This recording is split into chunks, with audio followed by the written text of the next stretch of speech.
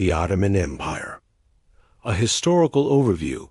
Across the sun-kissed plains of Anatolia, an empire was born, fueled by the dreams of horsemen and warriors. It thrived between two seas, where the Black Sea whispers to the Mediterranean through the narrow strait of the Bosphorus. This land, dotted with rolling hills and fertile valleys, has seen ancient civilizations rise and fall for thousands of years, becoming the cradle of one of history's most enduring powers. This was the crossroads of three continents, Europe stretching its arms toward Asia, while Africa gazed north across shimmering waters. In this melting pot of cultures, where trade routes converged and armies marched since time immemorial, a small Turkish tribe carved out a destiny that would echo for 6 centuries. They emerged at a time when the old world was crumbling, the Byzantine Empire was weakening, the Mongol storm was fading, and the medieval era was giving way to something fresh and new.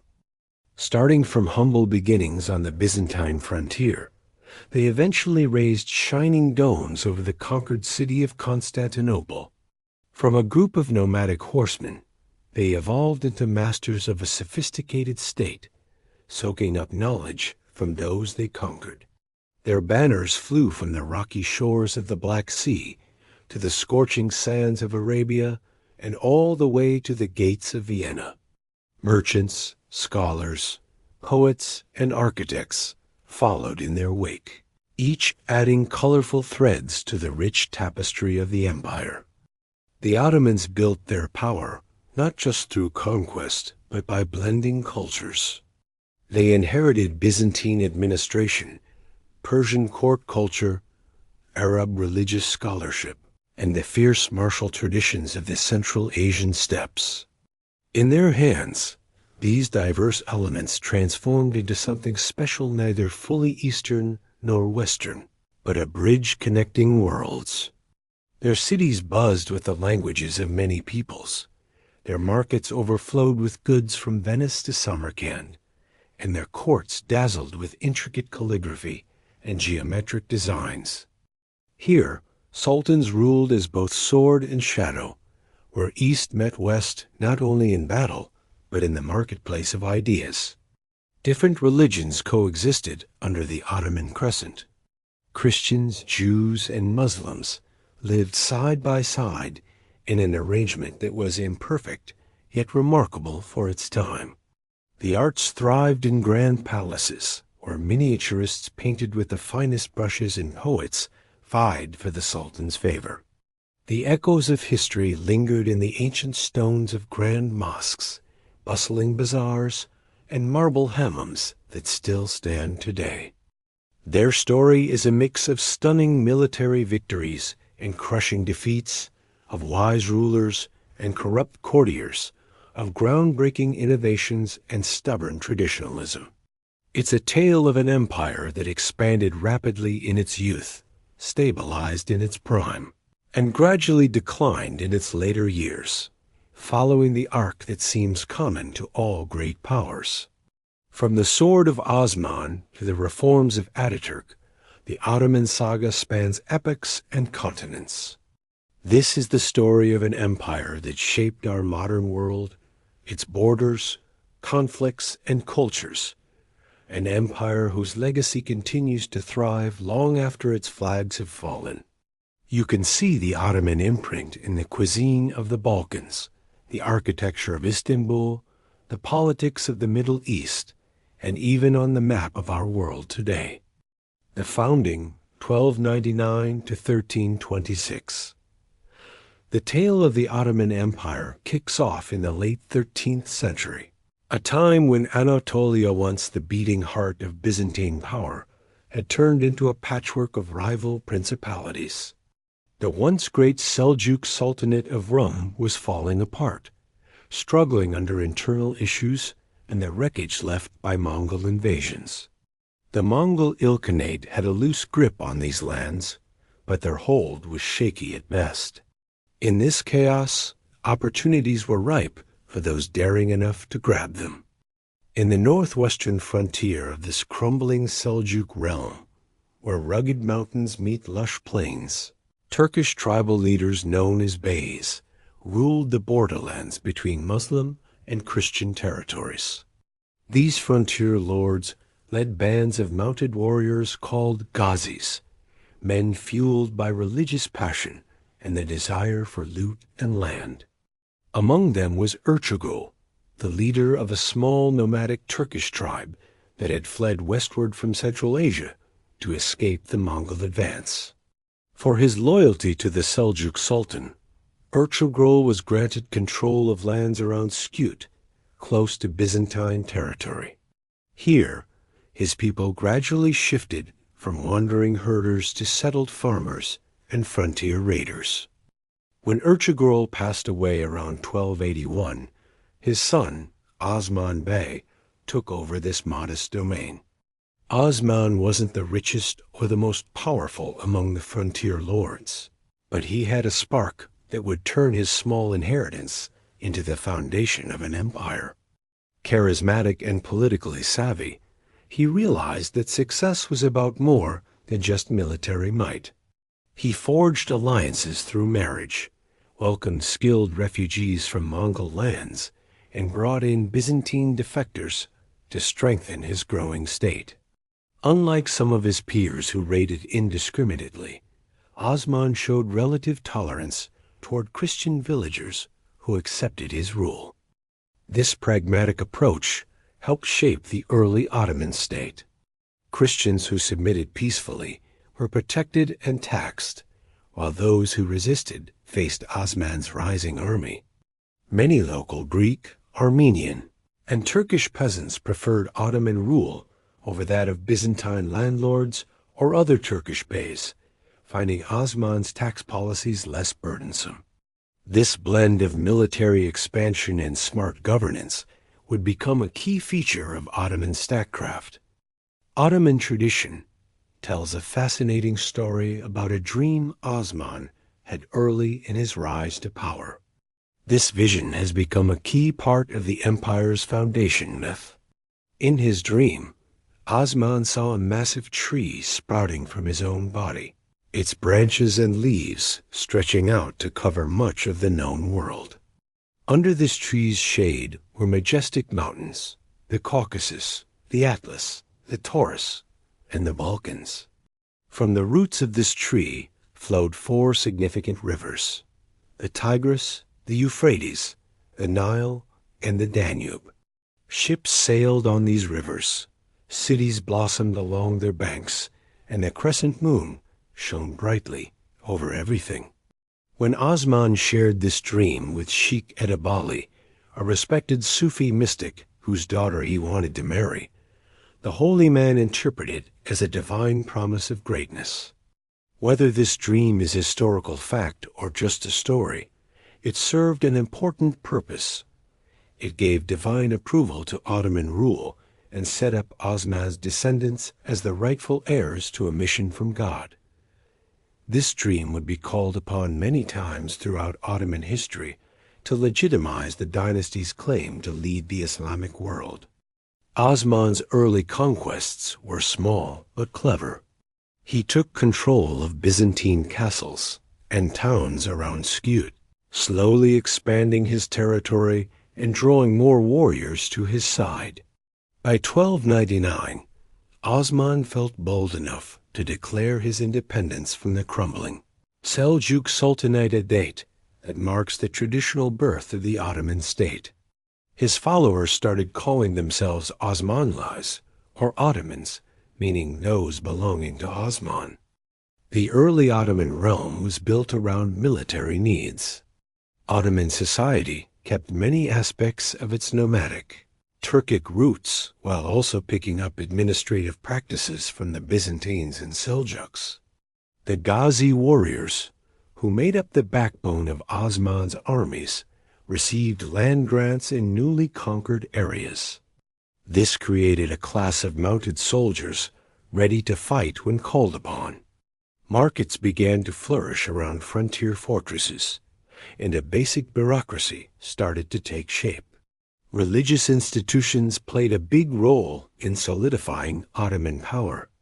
Osman built connections with Sufi brotherhoods, whose mystical take on Islam appealed to both Turks and converts.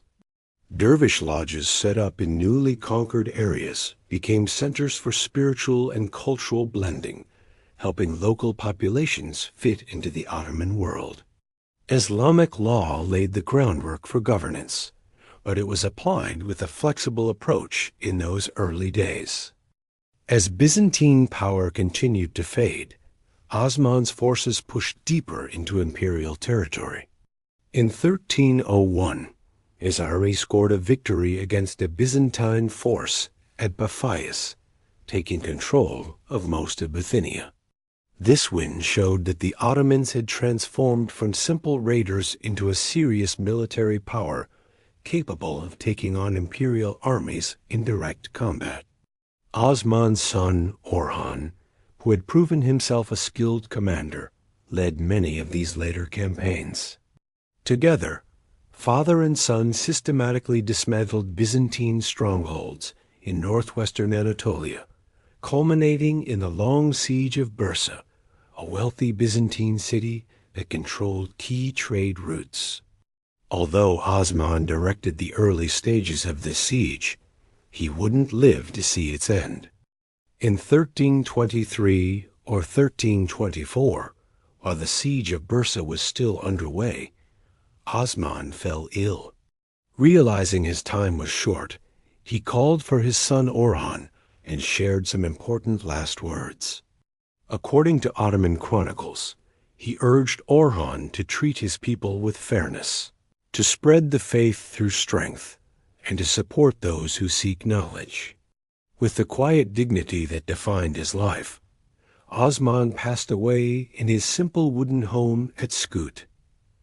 Orhan completed the conquest of Bursa in 1326, making it the first capital of the Ottoman state. Legend has it that he brought the news of the city's fall to his father's tomb, fulfilling Osman's final wish. What started as a modest beylikate, shaped by Osman's bravery, cleverness, and charm, had blossomed into a principality of growing importance. Nestled in the lush hills of Bursa, surrounded by sacred tombs and rising mosques, the Ottoman state found its true home. From Osman's dream-driven beginnings, his descendants would go on to create a power that lasted 6 centuries. The sword of Osman, presented to each new sultan during their inauguration, became a symbol of rightful rule, passed down through generations of conquerors, builders, poets, and reformers. Though it was hard to see back then, the groundwork was laid for an empire that would eventually span 3 continents and change the course of world history. Early expansion and consolidation, 1326 to 1453. As the green banner of the Ottomans waved proudly over the minarets of Bursa, the dynasty founded by Osman found itself at a pivotal moment. The conquest of this thriving Byzantine city signified both an end and a beginning. It was the peak of Osman's vision and the start of a new chapter in Ottoman history. Under his son, Orhan's leadership, this small principality transformed from a frontier beylikate into a powerful state straddling 2 continents. Orhan Ghazi's 36-year reign, 1326 to 1362, meant he inherited not just his father's lands, but also his political savvy and knack for building institutions. Setting up his court in Bursa, Orhan aimed to reshape the Ottoman realm from a loose collection of Turkish warriors into a structured state. The conquest brought wealth and prestige, but it also introduced fresh challenges. The Ottomans now governed significant non-Turkish, non-Muslim populations, which called for more sophisticated governance than the old frontier raiding had required. One of Orhan's first moves was to mint the first Ottoman coins, a strong symbol of authority. He also set up a basic chancellery, borrowing from Persian and Byzantine administrative practices. In Mersa, he didn't just convert churches into mosques. He also constructed new religious complexes, including the stunning Green Mosque that still stands today. These architectural endeavors signaled the arrival of a dynasty with grand ambitions. During this time, the Ottoman military system saw vital changes. While the Ghazi cavalry remained crucial, Orhan realized the need for infantry capable of conducting sieges and holding territory. Around 1330, he formed the Yaya Corps, which consisted of paid Turkish infantry soldiers, the first regular military unit of the Ottomans. More importantly, he laid the groundwork for what would become the Janissary Corps, an elite group of slave soldiers recruited from the empire's Christian subjects. This practice, later known as the Devrim system, involved periodically gathering Christian boys from rural areas, converting them to Islam, and putting them through rigorous training. These youths became the Sultan's personal troops, loyal only to him. While this might seem harsh by today's standards, many families saw it as an opportunity, knowing it could lead their sons to power and influence that was otherwise out of reach for Christian peasants. The Janissaries would grow into one of history's most formidable fighting forces and a key pillar of Ottoman military strength for centuries. As Orhan consolidated his Anatolian territories, he kept a close eye on what was happening across the narrow seas. The Byzantine Empire, though weakened, still held on to Constantinople and lands in the Balkans. However, Byzantine politics had turned into a chaotic mix of dynastic rivalries and civil wars. In 1346, Emperor John VI Kantakouzenos, caught in a struggle with the regency of John V Palaiologos, made a crucial choice. He sought Ottoman military help, offering Orhan the hand of his daughter, Theodora, in marriage. This invitation from the Byzantines was just the opportunity the Ottomans had been waiting for. In 1354, an earthquake weakened the walls of several Byzantine fortresses along the Dardanelles. Seizing the moment, Orhan's son, Suleiman Pasha, captured the fortress of Kimp and then the vital city of Gallipoli. With this, Ottoman forces secured their first permanent foothold in Europe, a launching pad for their future conquests in the Balkans. Sadly, Suleiman didn't live long to build on this success, dying in a hunting accident shortly after. But the momentum he started continued under his brother Murad, who took over as ruler in 1362. During his 27-year reign, 1362 to 1389, Murad I turned the Ottoman state from a regional player into a major empire that stretched across 2 continents. He had a clear plan for expansion in both Europe and Anatolia. In Europe, the Ottoman forces made steady progress through Thrace, capturing the important city of Adrianople, which the Turks called Edirne, in 1369. Impressed by its strategic position, Murad decided to make Edirne his new capital, shifting the Ottoman focus toward Europe. From this new base, Ottoman armies pushed into Bulgaria, Serbia, and Macedonia, which understandably alarmed the Christian states in the Balkans. They banded together under the leadership of the Serbian Prince Lazar to counter the Ottoman advance. On June 15, 1389, the 2 forces clashed at Kosovo Field, known locally as Kosovo Polje, in what would become one of history's pivotal battles. The details of this encounter have been clouded by centuries of nationalist tales, but we know that both Murad and Lazar lost their lives. Murad was assassinated by a Serbian noble who pretended to switch sides, while Lazar was executed after being captured. Although it came at a high cost, the Battle of Kosovo was an Ottoman victory that broke organized resistance in the Balkans for many years. Murad's son, Bayezid, who had led one wing of the Ottoman army, took command on the battlefield, even executing his brother to eliminate any potential threat to his succession. This act set a grim precedent of fratricide that would become a common practice in the Ottoman dynasty to avoid civil wars. For the next 13 chaotic years, 1389 to 1402, Bayezid I, known as Yildirim, the Thunderbolt, for his quick military strikes, ramped up Ottoman expansion.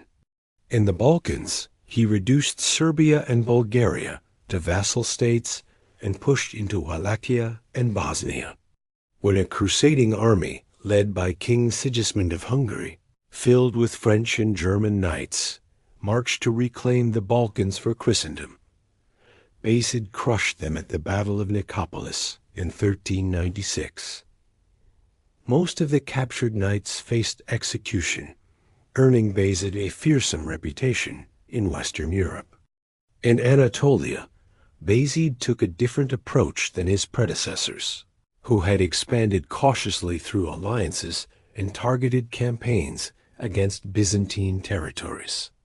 Instead, he launched a full-scale campaign to absorb other Turkish beyligates, nearly doubling Ottoman territory in the process. By 1390, the Ottomans controlled most of western and central Anatolia, which put them on a collision course with the rising power of Timur, or Tamerlan, in the east.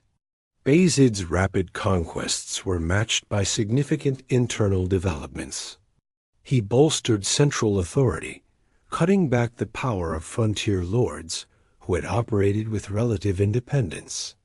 The Ottoman bureaucracy grew, incorporating Persian administrative models, and Islamic institutions flourished with new madrasas popping up across Ottoman lands. Bayezid also recognized the importance of naval power and began to develop a fleet, knowing that controlling the seas was vital for an empire that spanned multiple coastlines.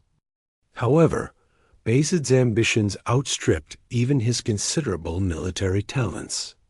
While he was besieging Constantinople, a goal that had eluded his predecessors, he learned that Timur's massive army was advancing into Anatolia. The Central Asian conqueror, who claimed descent from Genghis Khan and had already carved out an empire stretching from India to the Mediterranean, was provoked by Bayezid's aggressive actions toward his Turkish vassals. The two empires clashed at Ankara on July 20, 1402. Despite leading a formidable force, Bayezid found himself outmatched by Timur's superior numbers and tactics. When some Turkish units in Bayezid's army defected to Timur, resentful of Ottoman centralization policies, the battle turned into a disaster for Bayezid. He was captured and, according to legend, kept in a cage at Timur's court until he died the following year. The Battle of Ankara nearly brought the Ottoman state to its knees.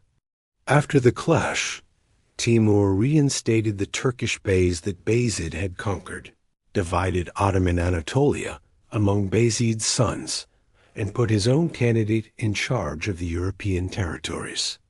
With Timur gone, the Ottoman realm plunged into civil war, as Bayezid's sons battled for supremacy.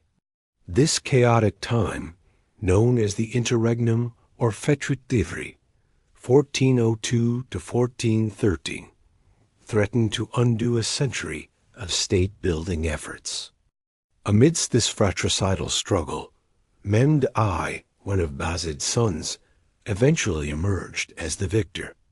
With a mix of patience and political savvy, he re-established Ottoman control over both Anatolian and European territories. However, he had to accept the independence of some beyligates and the suzerainty of Timur's successor over parts of Anatolia. By the time he passed away in 1421, Mehmed had stabilized the Ottoman state and laid the groundwork for future expansion. His son, Murad II, inherited an empire that was recovering but still vulnerable. During his 3 decades in charge, 1421 to 1451, Murad worked hard to secure Ottoman borders, reassert authority over vassal states, and rebuild key institutions. In Europe, he faced tough resistance from Janos Hunyadi of Hungary and Skanderbeg of Albania, while in Anatolia, he gradually brought the independent Beylicates back under Ottoman control. Though he might not be as celebrated as his predecessors or successors, Murad's steady consolidation was vital for the Ottoman recovery. Meanwhile, the Byzantine Empire had shrunk to little more than Constantinople and its immediate surroundings, surviving mainly because the Ottomans were distracted by other challenges. In 1444, a Hungarian-led crusade threatened Ottoman control of the Balkans, but Murad decisively defeated this force at Varna, putting an end to serious European attempts to push back against Ottoman conquests. In 1451, Murad died, and his 19-year-old son, Mehmed II, took over. The young sultan had already shown both intelligence and ruthlessness during 2 brief periods when his father had stepped aside. Now, fully in power, Mehmed set his sights on the prize that had eluded his ancestors. Constantinople, known to the Turks as the Red Apple. This city stood as the symbolic heart of Eastern Christianity and was the most strategically valuable city in the region. What Bayezid had rushed into, Mehmed would achieve through careful planning. The stage was set for a conquest that would transform the Ottoman state into a full-fledged empire and change the course of world history. The fall of Constantinople would mark not just the end of the Byzantine Empire, but also the dawn of a new golden age for the Ottomans. From Osman's death to Mehmed II's rise, the transformation of a small Turkish principality into a major international power was remarkable. Through military skill, smart administration, and incredible resilience in the face of disaster, the Ottoman dynasty established a state that balanced Islamic, Turkic, Byzantine, and Persian influences. As Mehmed II prepared for his destiny, the groundwork was laid for an empire that would last for centuries and shape the development of 3 continents. The conquest of Constantinople 1453. The city stood strong, just as it had for over 1,000 years, its massive walls rising boldly above the waters where Europe and Asia nearly meet. Constantinople, once known as Byzantium, had survived countless sieges throughout its rich history.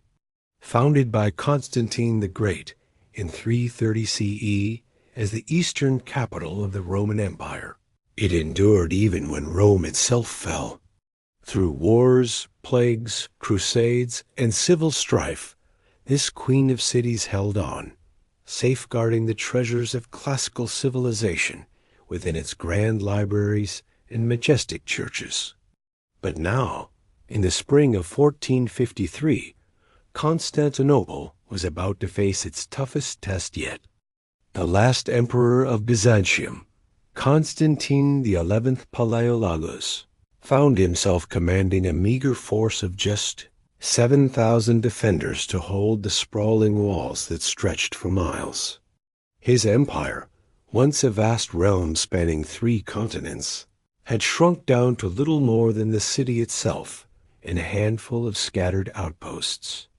Outside those walls, an army waited more numerous, more determined, and better equipped than any that had come before.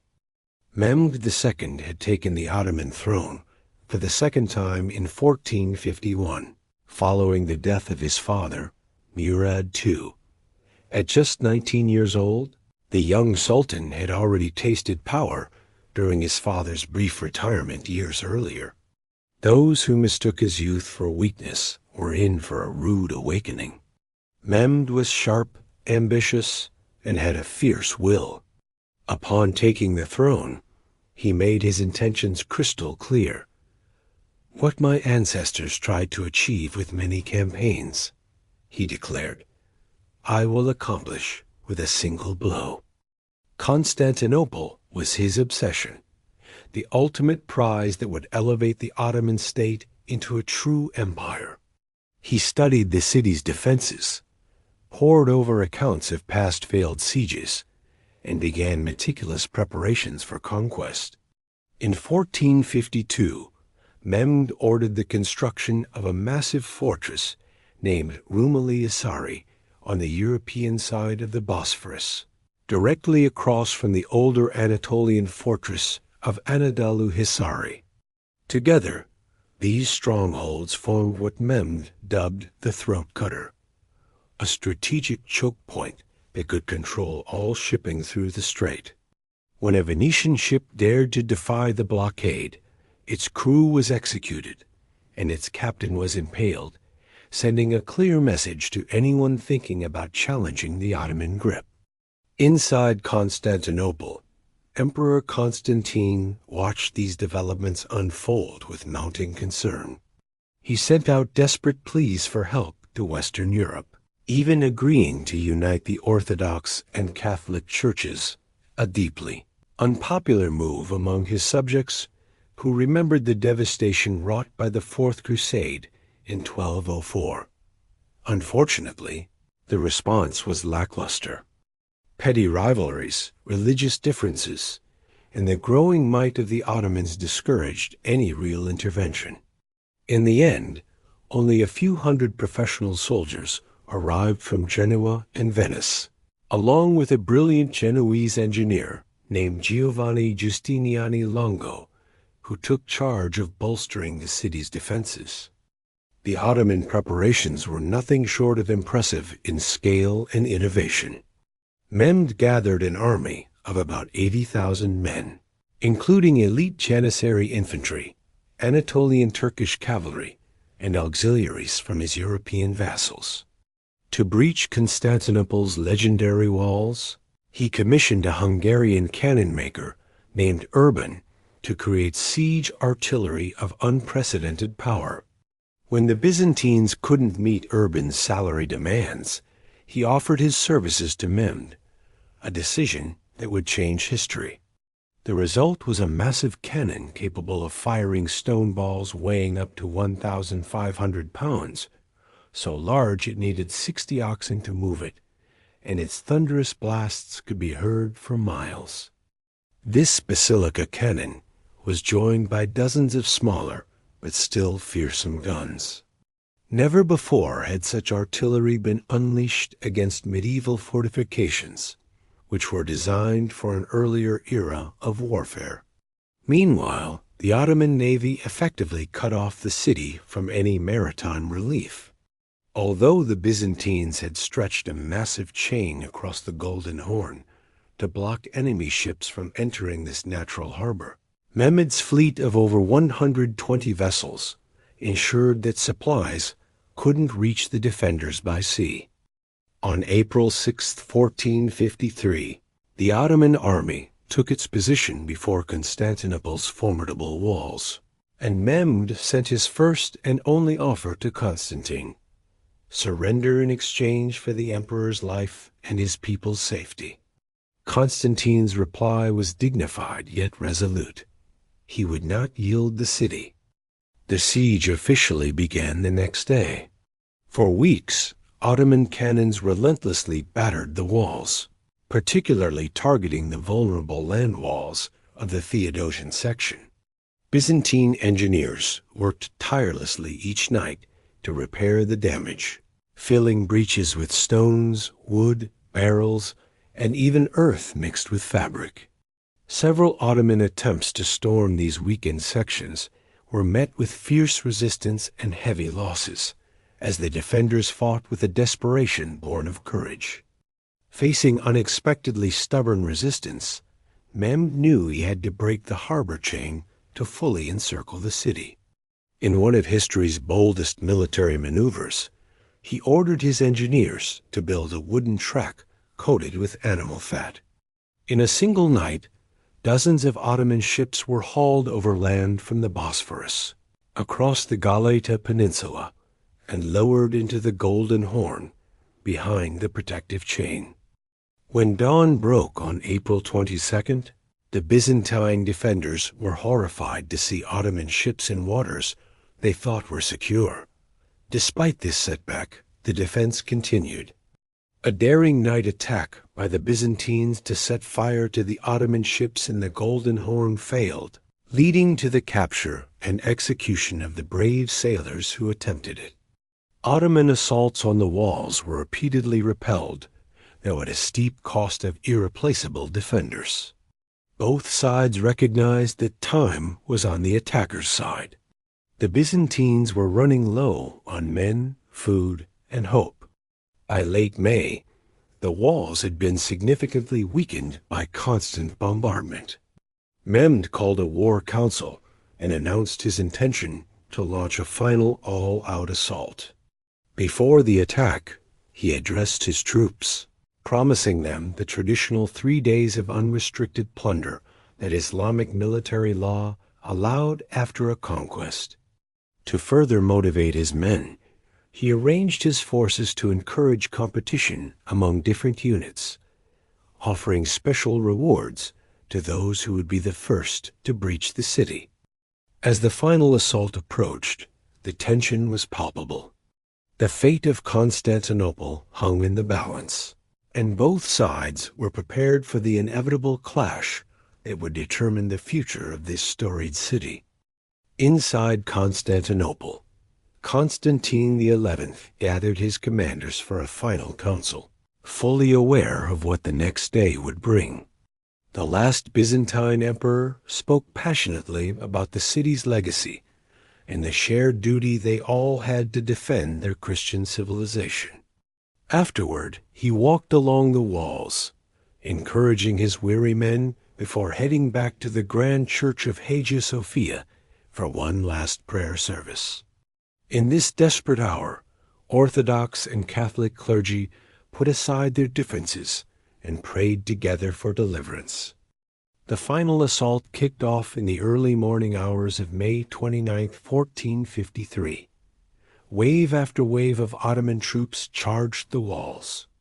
The first attack by irregular troops was turned back, as was a second attempt by Anatolian soldiers. Then came the Janissaries, disciplined, fanatical, and absolutely determined. They focused their attack near the gate of St. Romanus, where the walls had suffered the most damage.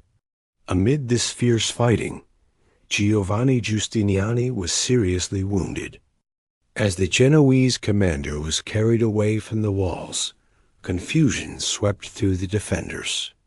A small postern gate was left open for his evacuation, and some Ottoman troops seized this undefended entrance. Almost at the same time, a group of Janissaries managed to scale the walls near the Blascherny Palace. As Ottoman flags appeared on the battlements, resistance crumbled in many areas. Seeing that the city was lost, Emperor Constantine reportedly cast off his imperial insignia and led a final charge against the invaders, choosing to die a soldier rather than be captured. His body was never officially identified, but Mehmed later arranged for a respectful burial for a corpse believed to be his. By midday, the Ottoman conquest was complete. Mehmed rode into the fallen city on horseback, heading straight for Hagia Sophia. He stopped a soldier who was vandalizing the marble floor, declaring, "Be satisfied with the booty and captives. The buildings of the city belong to me." The Sultan then ordered the grand church converted into a mosque, marking the Ottoman victory over Eastern Christianity. True to the customs of war, 3 days of looting followed. Priceless treasures were destroyed or taken, thousands of citizens were enslaved, and many buildings were damaged. Yet, Mehmed's ultimate vision wasn't about destruction. It was about transformation. Once the sanctioned period of plunder ended, he set out to rebuild Constantinople as the new Ottoman capital. The Sultan took steps to repopulate his prize, inviting former residents to return and bringing in Muslims, Christians, and Jews from across his domains. He appointed a new Orthodox patriarch, Gennadius Scholarius, ensuring the church's survival under Ottoman rule. Tax incentives were offered to boost commerce, and ambitious construction projects began to reshape the skyline with Ottoman architectural elements. The city gradually became known by its Turkish name, Istanbul, although both names would be used for centuries. The conquest of Constantinople sent shockwaves through Europe. Pope Nicholas V called for a crusade, but the response was lackluster. Western powers were increasingly focused on their own rivalries and the new opportunities of Atlantic exploration. For the Islamic world, Mehmed's victory was a cause for celebration, fulfilling the Prophet Muhammad's hadith that Muslims would one day conquer Constantinople. For the Ottomans, the fall of Constantinople marked a turning point. No longer just a frontier principality or a regional power, the Ottoman state had transformed into an empire with a vibrant capital straddling Europe and Asia. Mehmed himself adopted the title Kaiser-i-Ram, Caesar of Rome, among his many titles, positioning himself as the legitimate successor to the Roman emperors. The young sultan, who had risked everything on this conquest, would go on to earn his title, the conqueror, many times over, adding territories in the Balkans, Anatolia, and the Black Sea region to his domains. But it was for Constantinople that history would most remember him, for ending the 1,000-year Byzantine Empire and beginning a new chapter in the region's story. As the call to prayer echoed for the first time from the minarets of Hagia Sophia, the medieval world gave way to a new order. The Eastern Roman Empire was no more. In its place stood an Ottoman Empire, ready for its golden age and poised to shape the destinies of 3 continents for centuries to come. The conquest of Constantinople, 1453. For over 1,000 years, the city stood tall, its massive walls rising proudly above the waters where Europe and Asia almost meet. Constantinople, once known as ancient Byzantium, had faced countless sieges throughout its long history. Founded by Constantine the Great in 330 CE as the eastern capital of the Roman Empire, it survived even when Rome itself fell.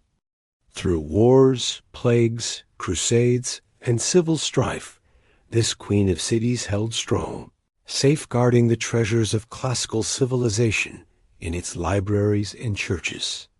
But now, in the spring of 1453, Constantinople was up against its biggest challenge yet. The last emperor of Byzantium, Constantine XI Palaiologos, led a mere 7,000 defenders tasked with holding the extensive walls. His once mighty empire, which spanned 3 continents, had dwindled down to just the city and a few scattered outposts. Outside those walls, an army waited larger, more determined, and better equipped than any that had come before. Mehmed II had taken the Ottoman throne for the second time in 1451, following the death of his father, Murad II. At just 19 years old, this young sultan had already tasted power during his father's brief retirement. Those who thought his youth made him weak quickly learned they were mistaken. Mehmed was smart, driven, and had ambitions that reached far beyond what his ancestors had achieved. Upon taking the throne, he boldly declared, "What my ancestors tried to achieve with many campaigns, I will accomplish with a single blow." Constantinople was his obsession, the ultimate prize that would elevate the Ottoman state into a true empire. He studied the city's defenses, examined records of past failed sieges, and began meticulous preparations for conquest. In 1452, Mehmed ordered the construction of a massive fortress named Rumeli Sarai on the European side of the Bosphorus, right across from the older fortress of Anadolu Hisari. Together, these strongholds formed what Mehmed called the Throat Cutter, a strategic point to control all shipping through the strait. When a Venetian ship defied the blockade, its crew faced execution, and its captain was impaled, sending a clear warning to anyone thinking of challenging the Ottoman grip. Inside Constantinople, Emperor Constantine watched these developments unfold with growing fear. He sent desperate pleas for help to Western Europe, even agreeing to unite the Orthodox and Catholic churches, a move that was deeply unpopular among his subjects, who still remembered the Fourth Crusade's sack of their city in 1204. Unfortunately, the response was weak. Rivalries, religious differences, and the rising power of the Ottomans discouraged any intervention. In the end, only a handful of professional soldiers arrived from Genoa and Venice, along with a brilliant Genoese engineer named Giovanni Giustiniani Longo, who took charge of bolstering the city's defenses. The Ottoman preparations were truly impressive, showcasing both scale and innovation. Mehmed gathered an army of around 80,000 men, which included elite Janissary infantry, Anatolian Turkish cavalry, and support from his European allies. To tackle the legendary walls of Constantinople, he enlisted a Hungarian cannon maker named Urban to create some seriously powerful siege artillery. When the Byzantines couldn't meet Urban's salary demands, he decided to lend his skills to Mehmed, instead a choice that would change history. The result? A massive cannon capable of firing stone balls weighing up to 1,500 pounds. This beast was so big, it needed 60 oxen just to move it, and its thunderous blasts could be heard for miles. Alongside this basilica cannon, there were dozens of smaller but still formidable guns. This was the first time such heavy artillery had been used against medieval fortifications, which were built for an earlier style of warfare. Meanwhile, the Ottoman navy effectively cut off the city from any maritime support. The Byzantines had stretched a great chain across the Golden Horn to block enemy ships from entering this natural harbor, but Mehmed's fleet of over 120 vessels made sure supplies couldn't reach the defenders by sea. On April 6, 1453, the Ottoman army positioned itself before the walls of Constantinople. Mehmed sent his first and only offer to Emperor Constantine: surrender, and in return, he would spare the emperor's life and ensure the safety of his people. Constantine's response was dignified, yet firm.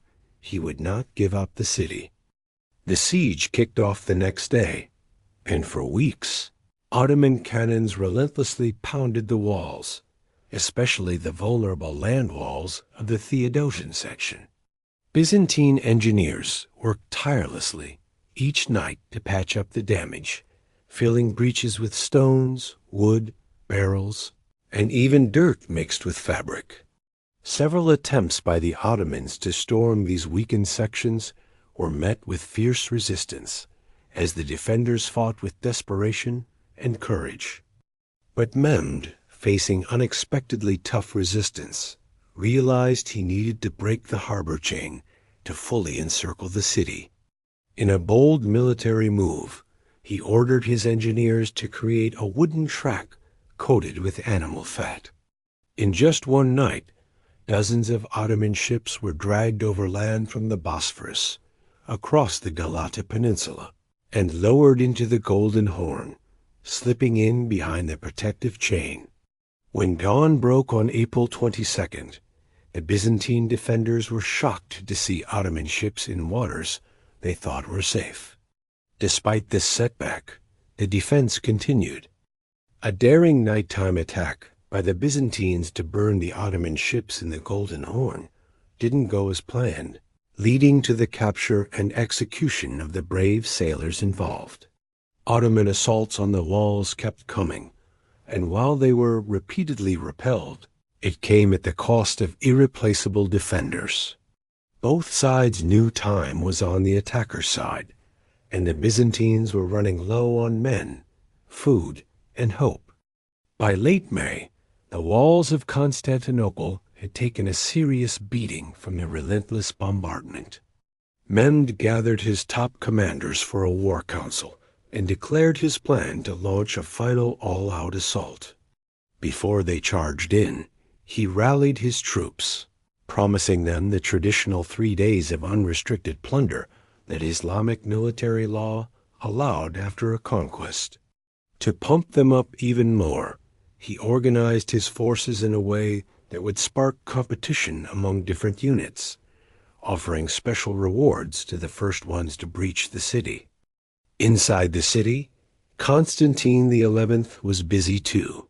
He brought his commanders together for one last council, fully aware of the storm that was about to hit. The last Byzantine emperor spoke passionately about the city's rich legacy and the duty they all had to protect Christian civilization.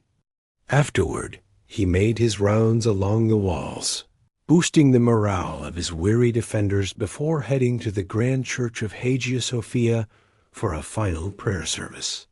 In this desperate hour, Orthodox and Catholic clergy put aside their differences and prayed together for deliverance. A final assault kicked off in the early morning hours of May 29, 1453. Wave after wave of Ottoman troops charged at the walls. The first attack by irregular troops was pushed back, as was a second wave from Anatolian soldiers. But then came the Janissaries, disciplined, fanatical, and absolutely determined. They focused their efforts near the gate of St. Romanus, where the walls had suffered the most damage. In the thick of this desperate fighting, Giovanni Giustiniani, the Genoese commander, was severely wounded. As he was carried away from the walls, confusion swept through the defenders. A small postern gate had been left open for his evacuation, and some Ottoman troops stumbled upon this unguarded entrance. Almost at the same time, a group of Janissaries managed to scale the walls near the Blascherni Palace. As Ottoman flags began to appear on the battlements, resistance crumbled in many areas. Seeing the city slipping away, Emperor Constantine reportedly tossed aside his imperial insignia and led a final charge against the invaders, choosing to die a soldier rather than be captured. His body was never officially identified, though Mehmed later arranged a respectful burial for a corpse believed to be his. By midday, the Ottoman conquest was complete. Mehmed rode into the fallen city on horseback, making his way straight to Hagia Sophia. He stopped the soldier who was about to destroy the marble floor, saying, "Be satisfied with the booty and captives. The buildings of the city belong to me."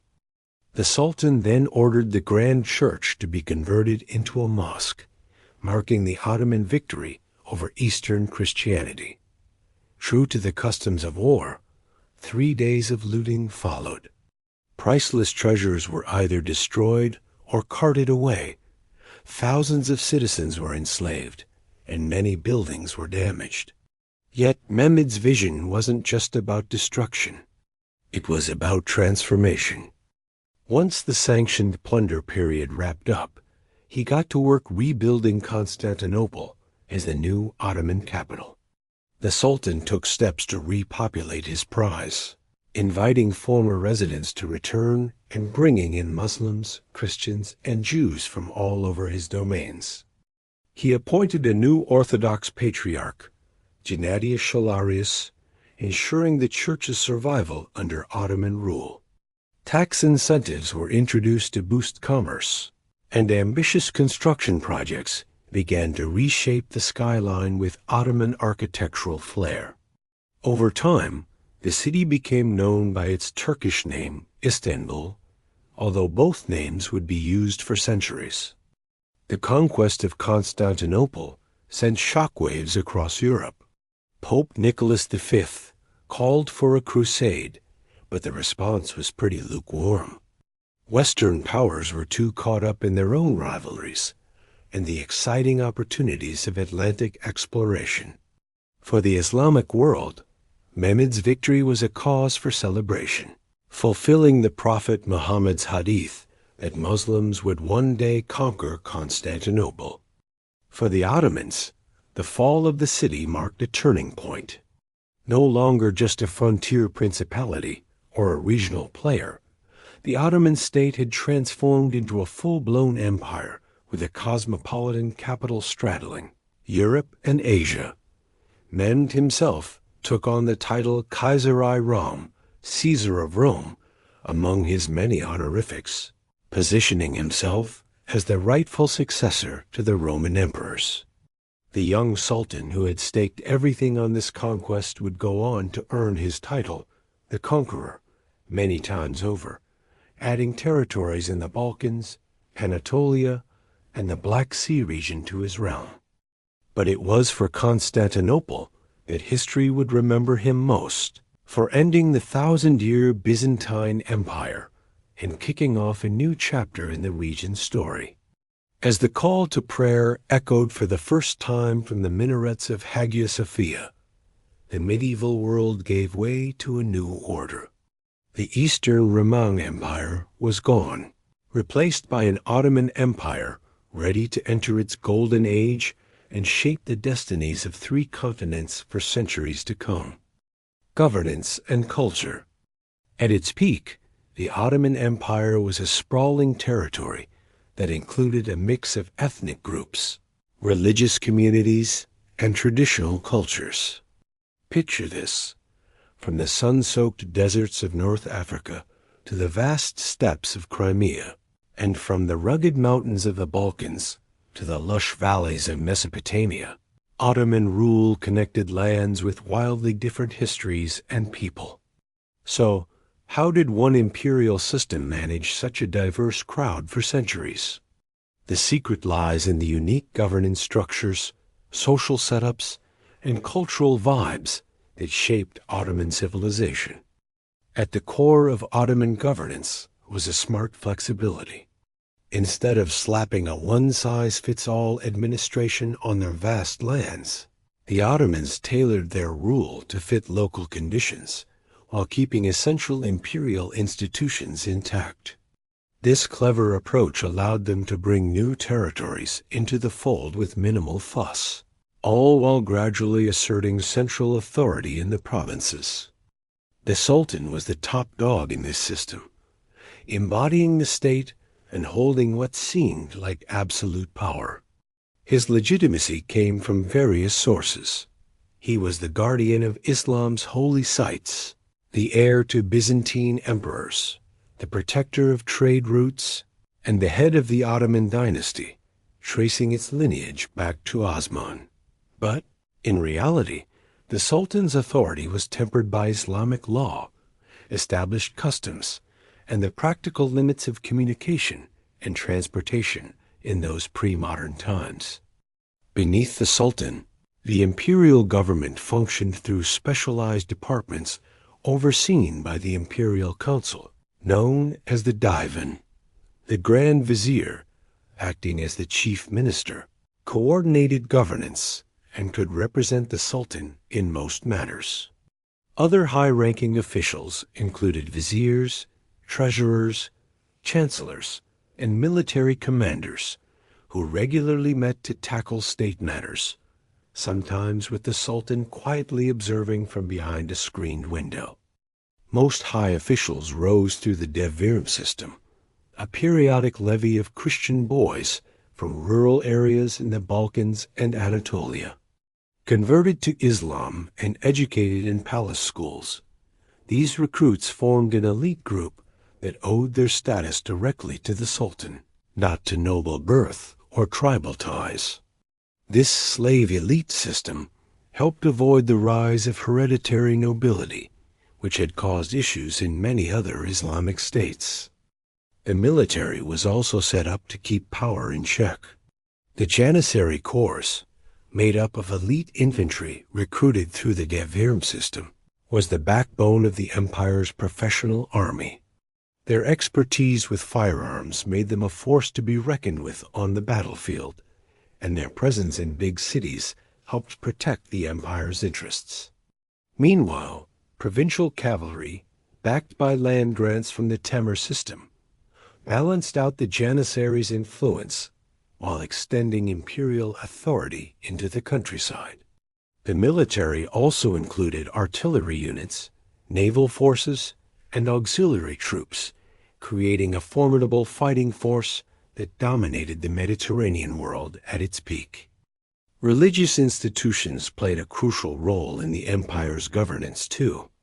The ulema scholars well versed in Islamic law and theology formed a unique hierarchy led by the Islam, who had the power to issue legal opinions even regarding the Sultan's actions. Religious foundations, known as waqfs, managed mosques, schools, hospitals, soup kitchens, and other public services. These institutions enjoyed a good amount of independence, providing essential services while connecting diverse regions to the imperial center through networks of religious learning and charity. One of the most unique aspects of the Ottoman Empire was its approach to managing religious diversity through the millet system. Instead of enforcing uniformity, the empire recognized major religious communities as self-governing groups for various purposes. Each millet, led by its religious leaders, took care of personal matters like marriage, divorce, and inheritance according to its own religious laws. The Greek Orthodox millet, led by the Patriarch of Constantinople, was the largest non-Muslim community. Armenian Christians, different Eastern Christian denominations, and Jews each had their own millets with similar levels of autonomy. This setup reflected Islamic law regarding people of the book, but the Ottomans took it a step further, creating a sophisticated administrative system. Non-Muslims paid a special tax called jizya in exchange for protection and exemption from military service. While this clearly established Islamic supremacy, the millet system allowed for a good amount of religious freedom during a time when Europe was struggling with sectarian violence. When Spain expelled its Jewish population in 1492, thousands found refuge in Ottoman lands, where Sultan Bayezid II famously remarked about the Spanish monarchs, "They say Ferdinand is a wise king, but he makes his lands poor and enriches mine by welcoming skilled Jewish refugees into Ottoman territories." The millet system showcased a broader Ottoman approach to diversity. While there were clear hierarchies, with Muslims above non-Muslims, Turks above non-Turks, and men above women, the empire created room for different cultures to flourish. The Ottoman elite took pride in managing a complex multicultural realm better than their European counterparts. A 16th century Ottoman official even described the empire as a garden of many flowers, each contributing to the whole while maintaining its distinctiveness. Economically, the Ottoman Empire tied together various production zones into a unified imperial market while connecting to global trade networks. The empire controlled vital commercial routes between Europe and Asia, especially after conquering Egypt and Syria, which secured the eastern Mediterranean and Red Sea. Ottoman lands were home to major production centers for textiles, ceramics, metalwork, and agricultural goods. The state stepped in to ensure urban food supplies, maintain quality standards for exports, and prevent any one group from monopolizing key trades. Guild organizations regulated urban production across the empire, setting standards, controlling trade entry, providing social services for members, and acting as go-betweens for craftsmen and the state. Guild membership crossed religious lines, with Muslims, Christians, and Jews working together in various trades. While the guild system allowed for significant independence, it also ensured that the state could oversee urban economies and collect taxes efficiently. Agriculture was the backbone of the empire's wealth, with most folks working the land. Peasant farmers had protections under both law and tradition, and their taxes were usually pretty straightforward. The empire's policies kept large-scale landholding in check, favoring smaller farms for better tax collection and military recruitment.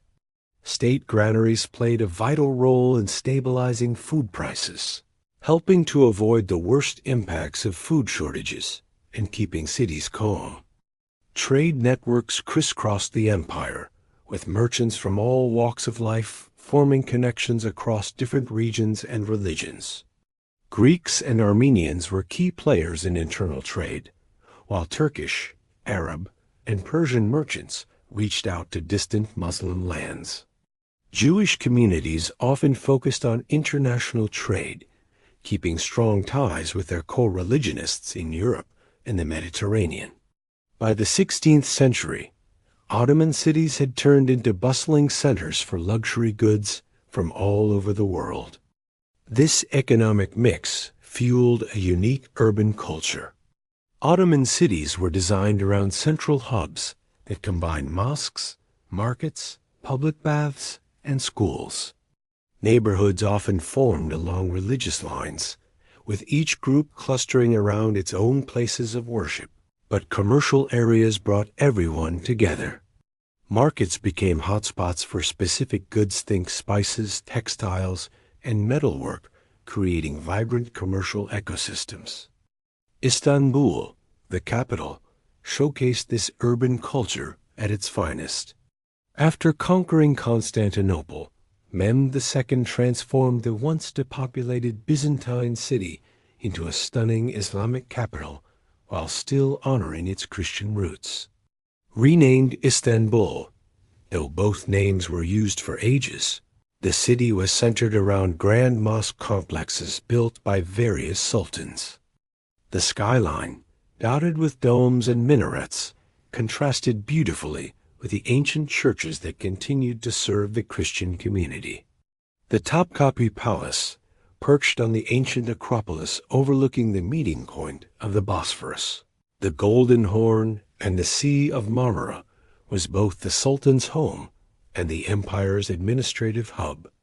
By the late 16th century, Istanbul had grown into one of the largest cities in the world, boasting a population of over 500,000.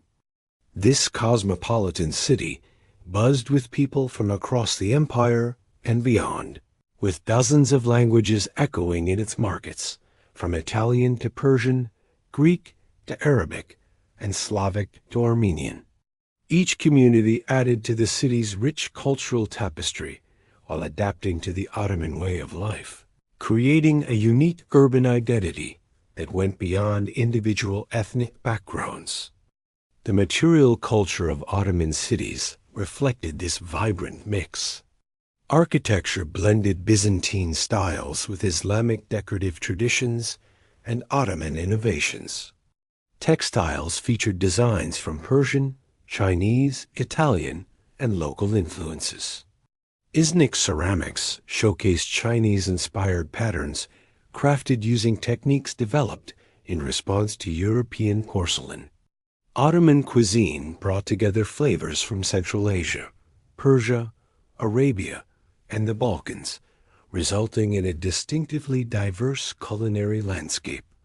This cultural synthesis extended to intellectual life. The Ottoman court patronized scholars, poets, historians, and scientists from diverse backgrounds. Literary culture centered on Turkish, Arabic, and Persian traditions, with many educated Ottomans comfortable in all three languages. While Turkish served as the administrative language, Arabic remained the language of religion and law, and Persian the language of high culture and poetry. Ottoman Turkish poetry reached particular heights of refinement during the empire's golden age, following Persian models, but developing distinctive forms and sensibilities. Ottoman poets created works of remarkable subtlety and technical sophistication. The poetry of figures like Baki and Fizolu explored themes of love, both human and divine, power, beauty, and transience in language that played endlessly with double meanings and allusions. Sultan Suleiman himself, writing under the pen name Muhibi, was a poet of considerable talent.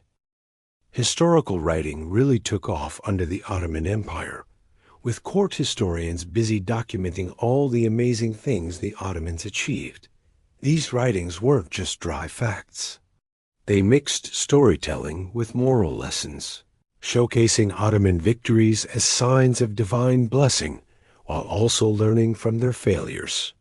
Scholars got into the groove, producing encyclopedic works that covered everything from geography to botany, blending info from European sources with rich Islamic scholarly traditions. Religious scholarship was buzzing too. Sufi mystical orders, like the Mevlevi, you might know them as the whirling dervishes, and the Bektashi, developed unique practices and ways of interpreting Islamic spirituality. Meanwhile, Orthodox Sunni scholars were busy crafting complex legal opinions to tackle new challenges popping up in the empire.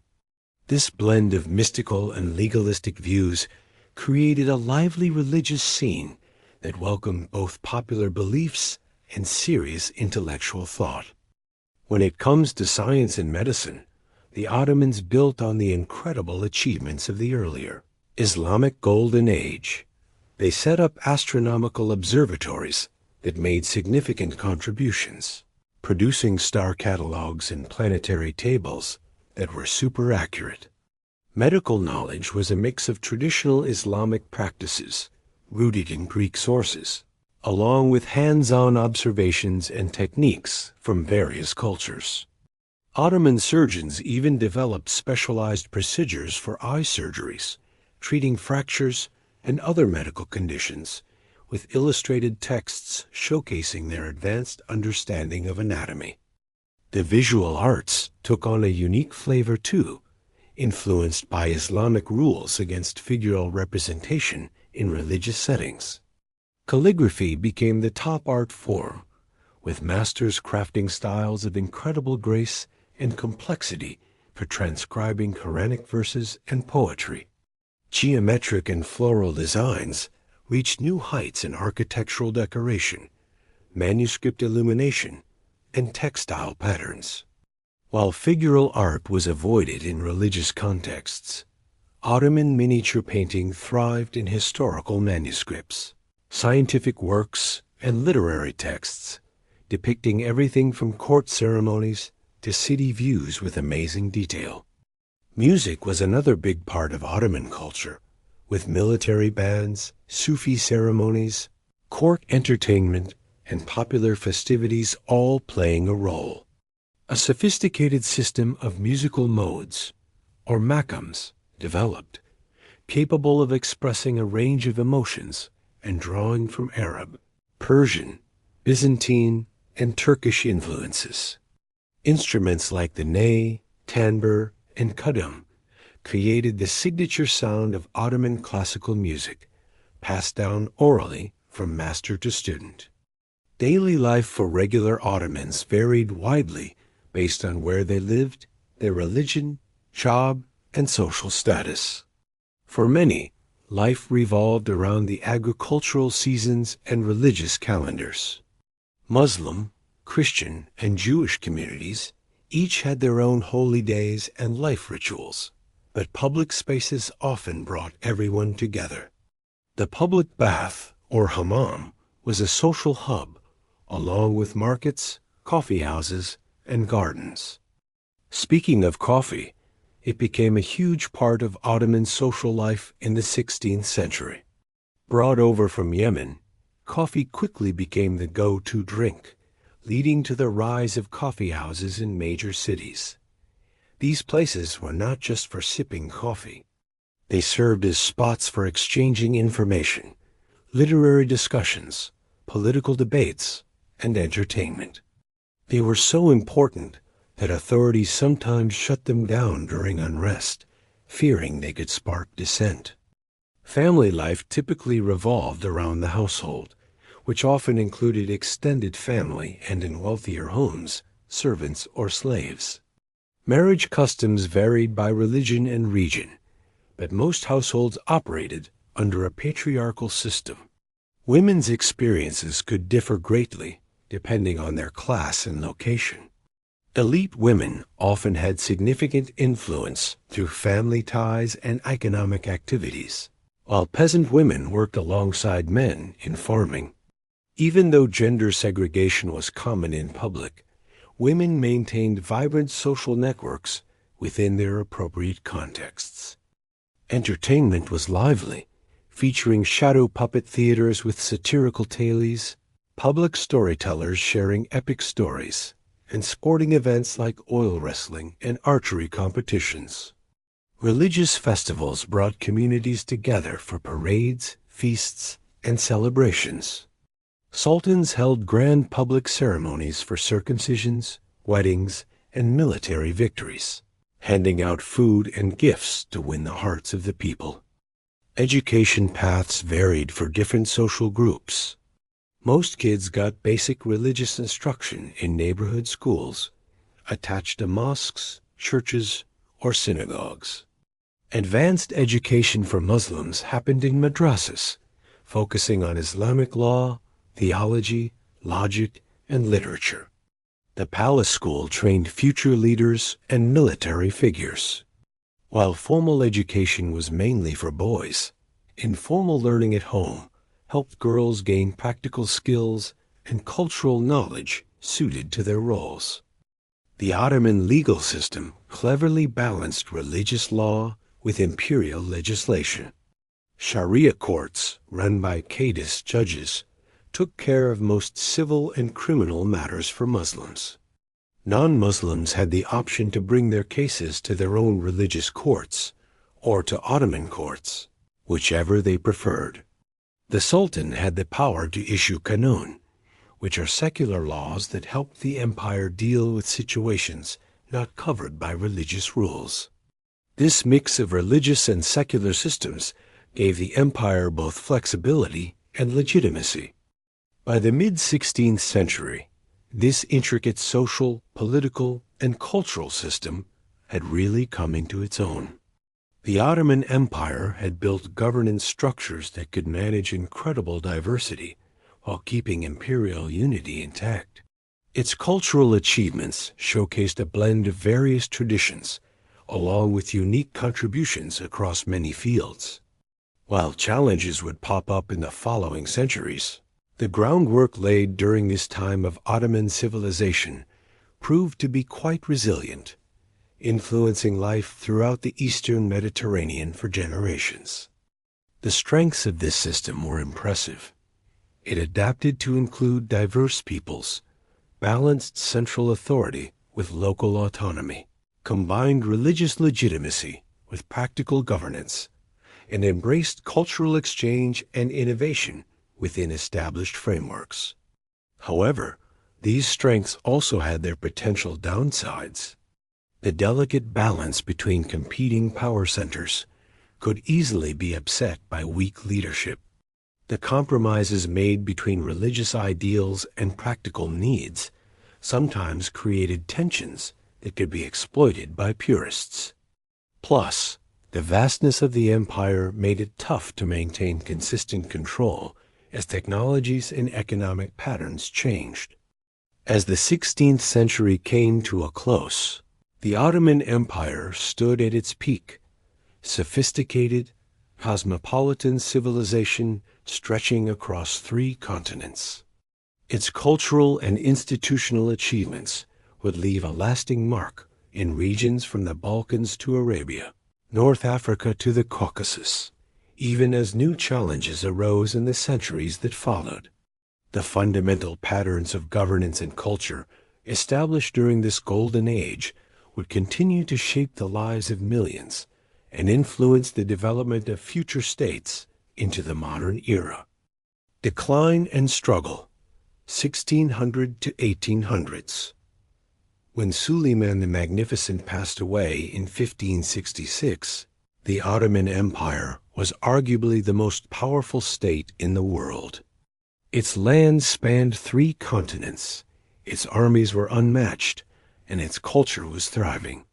But even in this moment of glory, subtle changes were underway that would eventually reshape Ottoman power. Over the next 2 centuries, the empire would encounter rising challenges, both from within and outside, leading to what historians often refer to as the period of Ottoman decline. These challenges began to take root even before Suleiman's death. His son, Selim II, didn't have his father's strong leadership or military know-how. Nicknamed Selim the Sot because of his love for wine, he was more interested in enjoying life than running the empire, leaving most state matters to his capable Grand Vizier, Suleiman the Pasha. While Suleiman kept things running smoothly, this trend of sultans stepping back from leadership became more common in the years that followed.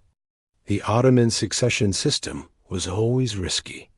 Earlier sultans often eliminated their brothers to avoid civil war when they took the throne.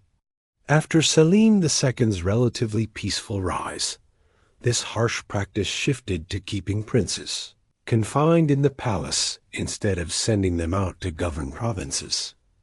While this cut down on fratricide, it created a new issue. Future sultans, raised in the luxury of the harem without proper training in administration and warfare, often struggled when it was their turn to rule. At the same time, what Europeans called the Sultanate of Women began to rise, where imperial mothers, wives, and concubines held significant political power. The valid sultan, or the reigning sultan's mother, often had a huge say, especially when her son was young or uninterested in governance. Women like Kozim Sultan and Turhan Sultan effectively ran the empire during parts of the 17th century, forming alliances with Janissary leaders and high officials to keep their influence. While some of these women were strong rulers, their power struggles often led to instability in the empire. Meanwhile, the Ottoman military was also going through changes. The Timur cavalry, once crucial for expansion, started to fade as firearms took over the battlefield. The Janissary corps, originally an elite group of loyal slave soldiers, turned into a hereditary military class with its own interests and political agendas. Recruitment shifted more toward free Muslim families instead of the traditional devir-mladi, altering the corps' character and loyalties. Technological stagnation really added to the military challenges the Ottomans faced. They used to be at the forefront of artillery and fortress design, but now they were lagging behind European powers that were embracing their own military revolutions. The production of firearms and tactics in the Ottoman Empire just couldn't keep up with what was happening in the West. The once mighty Ottoman navy, which had ruled the Mediterranean under Barbarossa, lost its edge and efficiency. These military weaknesses became glaringly obvious in a series of costly conflicts. The long Turkish War with the Habsburgs, 1593 to 1606, ended in a stalemate, not a victory for the Ottomans. A disastrous war with Persia resulted in territorial losses. Most notably, the naval battle of Lepanto in 1571, while not a clear defeat, showed that Ottoman fleets could be beaten by Christian powers, a real hit to their prestige. On top of these military setbacks, economic challenges were cropping up.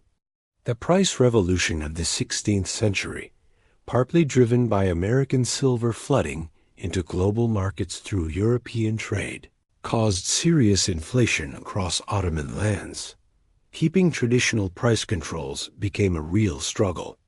The discovery of new maritime routes around Africa gradually diverted some Asian trade away from the Ottoman-controlled overland routes.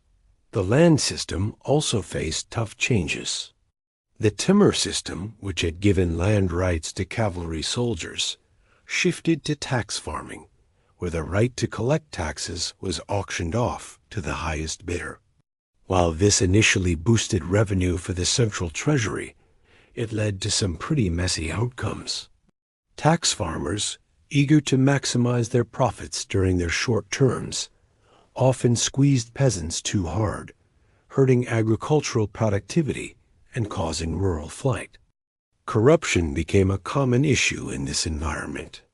Positions in the imperial administration, once based on merit through the devrim system, started being bought instead of earned. The practice of accepting gifts for appointments spread throughout the bureaucracy. Even the Grand Vizier position sometimes went to the highest bidder rather than the most capable administrator. These internal problems coincided with growing external threats. The Habsburg and Russian empires, rivals to the west and north, were getting stronger through military modernization and territorial expansion. Safavid Persia to the east remained a formidable opponent. European merchants were penetrating Ottoman markets more than ever, operating under capitulation agreements that increasingly favored foreign interests over local producers. Yet despite all these challenges, the Ottoman Empire showed some serious resilience. There were times of crisis, but they were often followed by moments of revival and reform. Take the latter half of the 17th century, for instance. Under the skilled leadership of Grand Viziers from the Köprülü family, the empire's administration got a much-needed boost. Ahmed Köprülü, in particular, led Ottoman forces to conquer Crete, wrapping up a long struggle with Venice for control of that Mediterranean island. Believe it or not, even during this so-called decline, the empire's territorial reach actually expanded in some areas. The Ottoman frontier pushed deeper into Ukraine and Polish Lithuanian territories, with vassal states like the Crimean Khanate extending their influence to the northern Black Sea shores. Fast forward to 1683, and Ottoman forces under Grand Vizier Kara Mustafa Pasha launched a massive campaign against Vienna. They almost captured the Habsburg capital, but were pushed back by a coalition of European powers. This failed siege was a big turning point. The Holy League, made up of Austria, Poland, Venice, and Russia, launched a counteroffensive that led to some heavy defeats for the Ottomans. The Treaty of Karlowitz in 1699, which ended the Great Turkish War, marked the empire's first major territorial losses. Hungary and Transylvania fell under Habsburg control, while Venice gained territories in Greece and Poland, and Russia secured lands in Ukraine and the northern Black Sea region. These defeats shook the Ottoman elite, making them realize that the old ways just weren't cutting it anymore.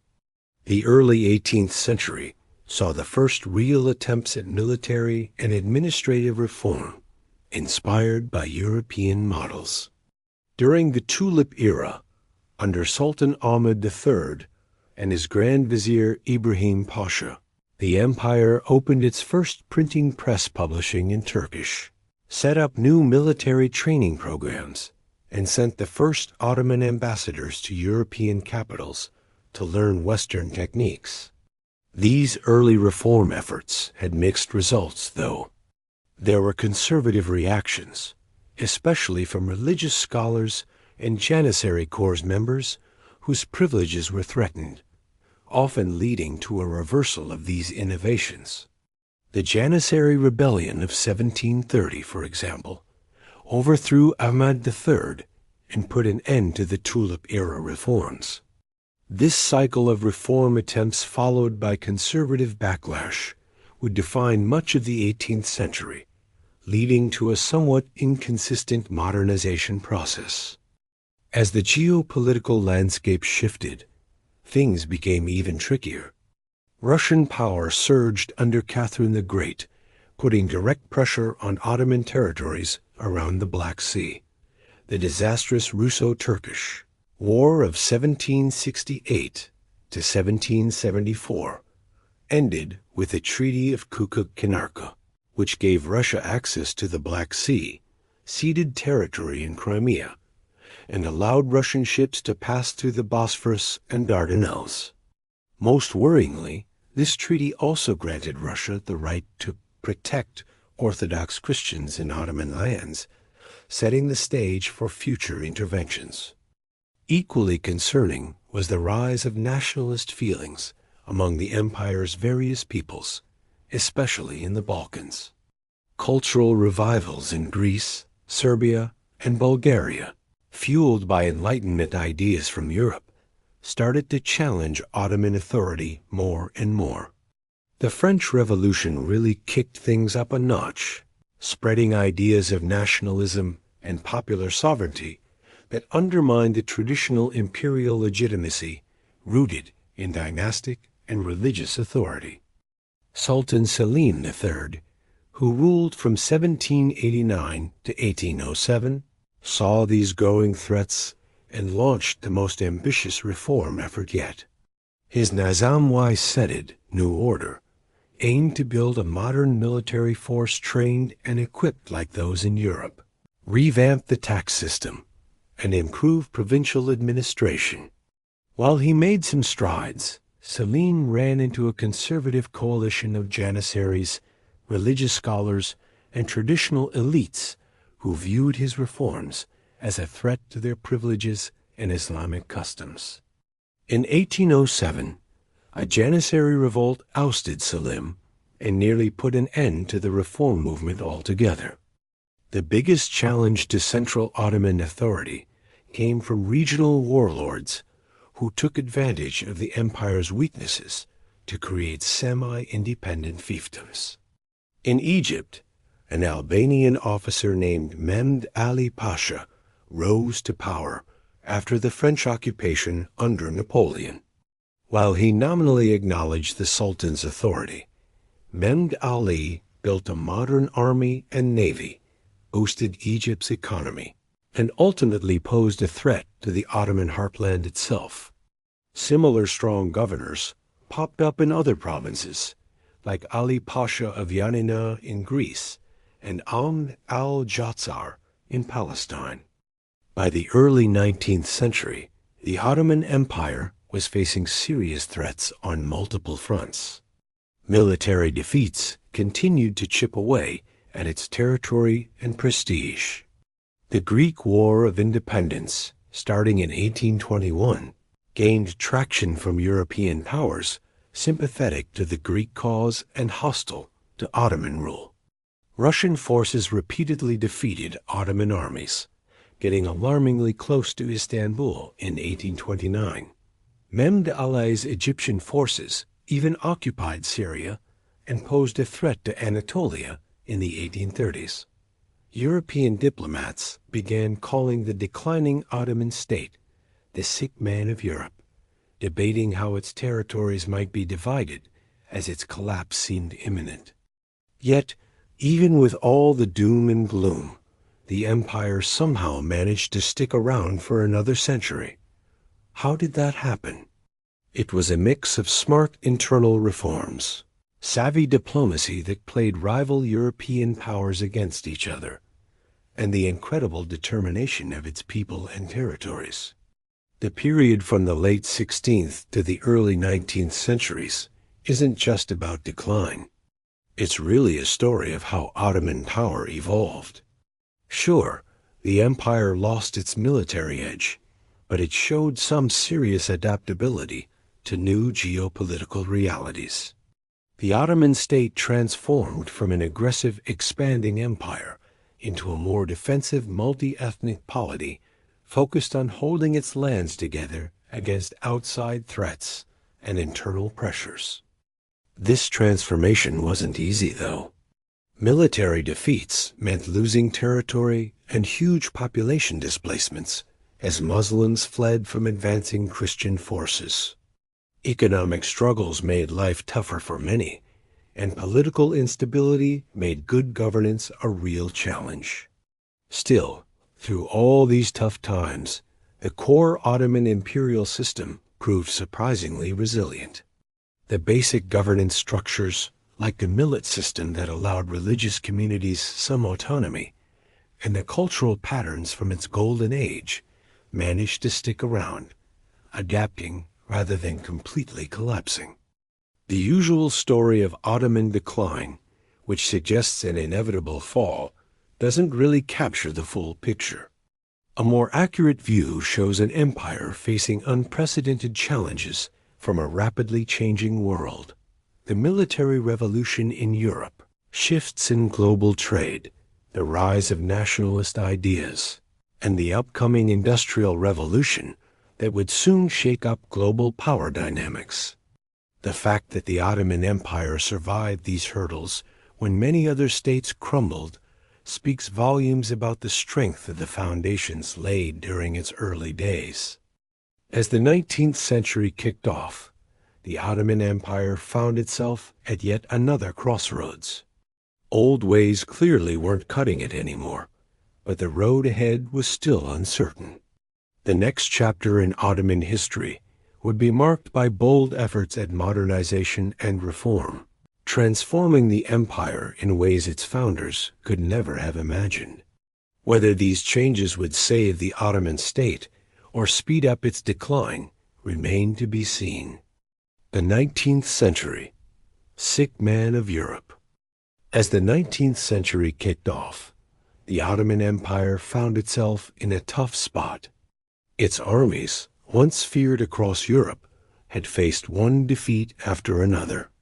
Territories were shrinking as European powers and nationalist movements put pressure on them, and the economy was struggling against foreign competition and internal issues. But here's the thing, the empire wasn't ready to give up just yet. Instead, it launched into an ambitious reform period, trying to shift from a traditional Islamic state into a modern one that could hold its own in a rapidly changing world. This journey really took off when Sultan Mahmud II came to power in 1808 during a crisis. The empire was grappling with rebellions in Serbia and Greece, Mehmed Ali gaining more control in Egypt, and Russian expansion along the Black Sea. On the home front, influential provincial leaders known as Ayans had carved out their own independence in many areas, while the Janissary corps resisted the military changes that were desperately needed. Mahmud tackled these challenges step by step, first consolidating his power before diving into major reforms. He struck a deal with the Ayans through the Sendai Ittifaq document of agreement, recognizing their local authority while reaffirming their subordination to Istanbul. He also set up a small, modern army trained in European tactics, gearing up for the inevitable showdown with the Janissaries. That showdown happened in the summer of 1826, during an event called the Auspicious Incident. When the Janissaries revolted against new military structures, Mahmud was ready. He rallied public support, got backing from religious leaders, and used loyal artillery units to bombard the Janissary barracks. Thousands lost their lives, and the Janissary corps was officially disbanded, clearing the way for military modernization. With the Janissaries out of the picture, Mahmud ramped up reforms on several fronts. He built a new army based on European models, complete with modern weapons, uniforms, and training methods. He reorganized the central government, setting up specialized ministries instead of the traditional divan. He revamped tax collection, fought corruption, and strengthened direct control over the provinces. Even his personal style reflected change, as he adopted European clothing and trimmed his beard to match Western trends. While Mahmud's reforms laid important groundwork, outside events hindered their immediate impact. The Greek War of Independence, backed by sympathetic European powers, led to the loss of southern Greece. Russia dealt another heavy blow in the War of 1828 to 1829, forcing territorial concessions and boosting Russian influence. The rebellion of Mehmed Ali Pasha of Egypt was especially concerning, as his modern army occupied Syria and threatened Anatolia, pushing Mahmud to seek Russian protection through the humiliating Treaty of Hunkar-Iskelezi in 1833. Despite the bumps along the way, the push for reform didn't fade after Mahmud passed away in 1839. His son, Abdülmecid I, took the reins and really ramped up his dad's initiatives with what we now know as the Tanzimat reforms. The term Tanzimat means reorganization, and it kicked off with the noble rescript of the Rose Chamber that same year. This marked a serious effort to modernize the Ottoman state and society. The reforms aimed to ensure equality before the law for all Ottoman subjects, no matter their religion. They promised security for life and property, got rid of tax farming, introduced regular military conscription, and set up new secular courts alongside the existing religious legal system. Sure, the implementation was a bit hit or miss, but these changes really shook up the relationship between the state and its citizens. Behind these reforms was a standout group of Ottoman statesmen. Think of people like Mustafa Rezid Pasha, Ali Pasha, and Fada Pasha. They had spent time as diplomats in European capitals, so they knew a thing or two about Western power and what the Ottoman Empire needed. They understood that to survive, the empire needed more than just military upgrades. It needed a total overhaul of its institutions. Their aim wasn't to blindly copy the West, but to carefully pick and choose European methods that would strengthen the Ottoman state while keeping its unique character intact. Education was a big deal during the Tanzimat reforms. New secular schools popped up alongside traditional religious institutions, focusing on modern sciences, foreign languages, and administrative skills.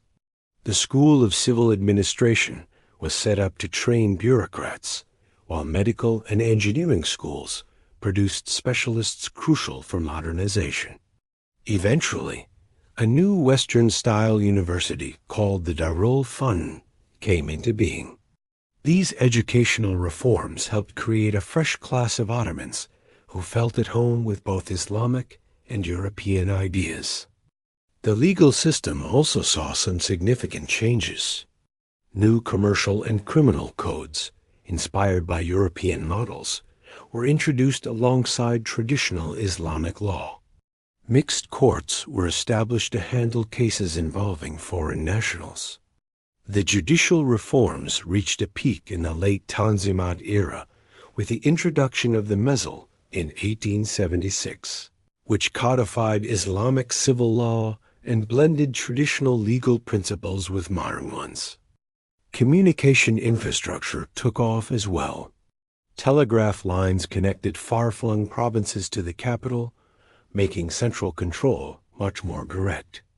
Railways started linking major Ottoman cities, although they still lagged behind European networks. Steamship lines enhanced maritime connections, and the first Ottoman newspaper hit the scene, eventually leading to a lively press that, despite censorship, created a new public space for political and cultural discussions.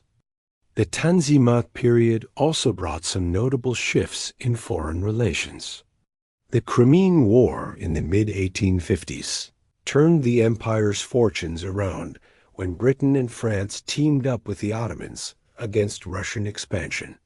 The Treaty of Paris that followed formally recognized the Ottoman Empire as part of the European state system and guaranteed its territorial integrity.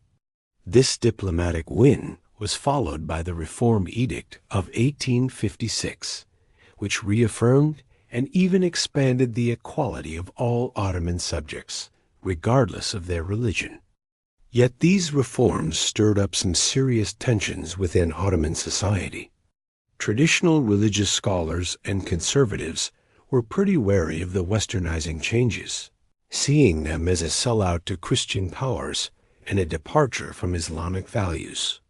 A lot of Muslims felt uneasy about the equality granted to non-Muslim minorities, who seemed to snag the best new economic opportunities thanks to their ties with European merchants.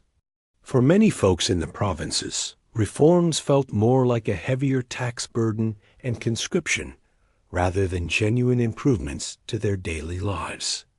On top of that, economic challenges made things even trickier. The Ottoman Empire was increasingly becoming a supplier of raw materials and a market for European-made goods, losing its grip in the global economy dominated by European powers. Old commercial treaties from the 16th century gave European merchants some pretty sweet deals, making it hard for the Ottomans to protect their own industries with tariffs. To keep up with modernization projects and cover budget shortfalls, the empire racked up foreign debt, slowly losing its financial independence. Things hit a breaking point in the fall of 1875 when the Ottoman government declared partial bankruptcy, unable to keep up with its huge foreign debt. Fast forward 6 years, and European powers stepped in to create the Ottoman Public Debt Administration, which handed over control of significant parts of Ottoman revenues to foreign creditors. While this helped stabilize finances, it really tightened the screws on the empire's economic sovereignty. Around the same time, new ideas started bubbling up among Ottoman elites. A group called the Young Ottomans, featuring figures like Namik Kemal, Ibrahim Sinasi, and Zia Pasha, pushed for constitutional government and more political freedoms while trying to blend Islamic principles with modern political ideas. Through newspapers, literature, and activism, they got the word out about patriotism, liberty, and constitutional rule, stirring up excitement among educated Ottomans. These fresh ideas led to a brief moment of constitutional government.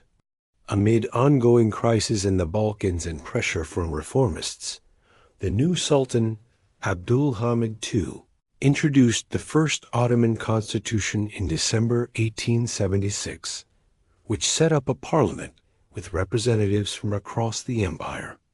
Unfortunately, this experiment in constitutional monarchy didn't last long. Abdul Hamid used the Russian War as an excuse to suspend the constitution after just 2 parliamentary sessions, kicking off a personal rule that would last for 3 decades. The Russo-Turkish War dealt a serious blow to Ottoman power. Russian forces pushed right up to the outskirts of Istanbul, but were held back by pressure from other European nations. The Treaty of San Stefano that followed imposed tough terms, creating a large Bulgarian state under Russian influence and recognizing the independence of Serbia, Romania, and Montenegro. Although the Congress of Berlin later eased some of these losses, the empire still had to give up significant territories in the Balkans, the Caucasus, and eastern Anatolia. These territorial losses led to huge population movements. Hundreds of thousands of Muslims fled from Russian territories and newly independent Balkan states to the remaining Ottoman lands, sparking a refugee crisis and changing the demographic makeup of the empire. The Ottoman state, now more focused in Anatolia and the Arab provinces, became more predominantly Muslim than ever.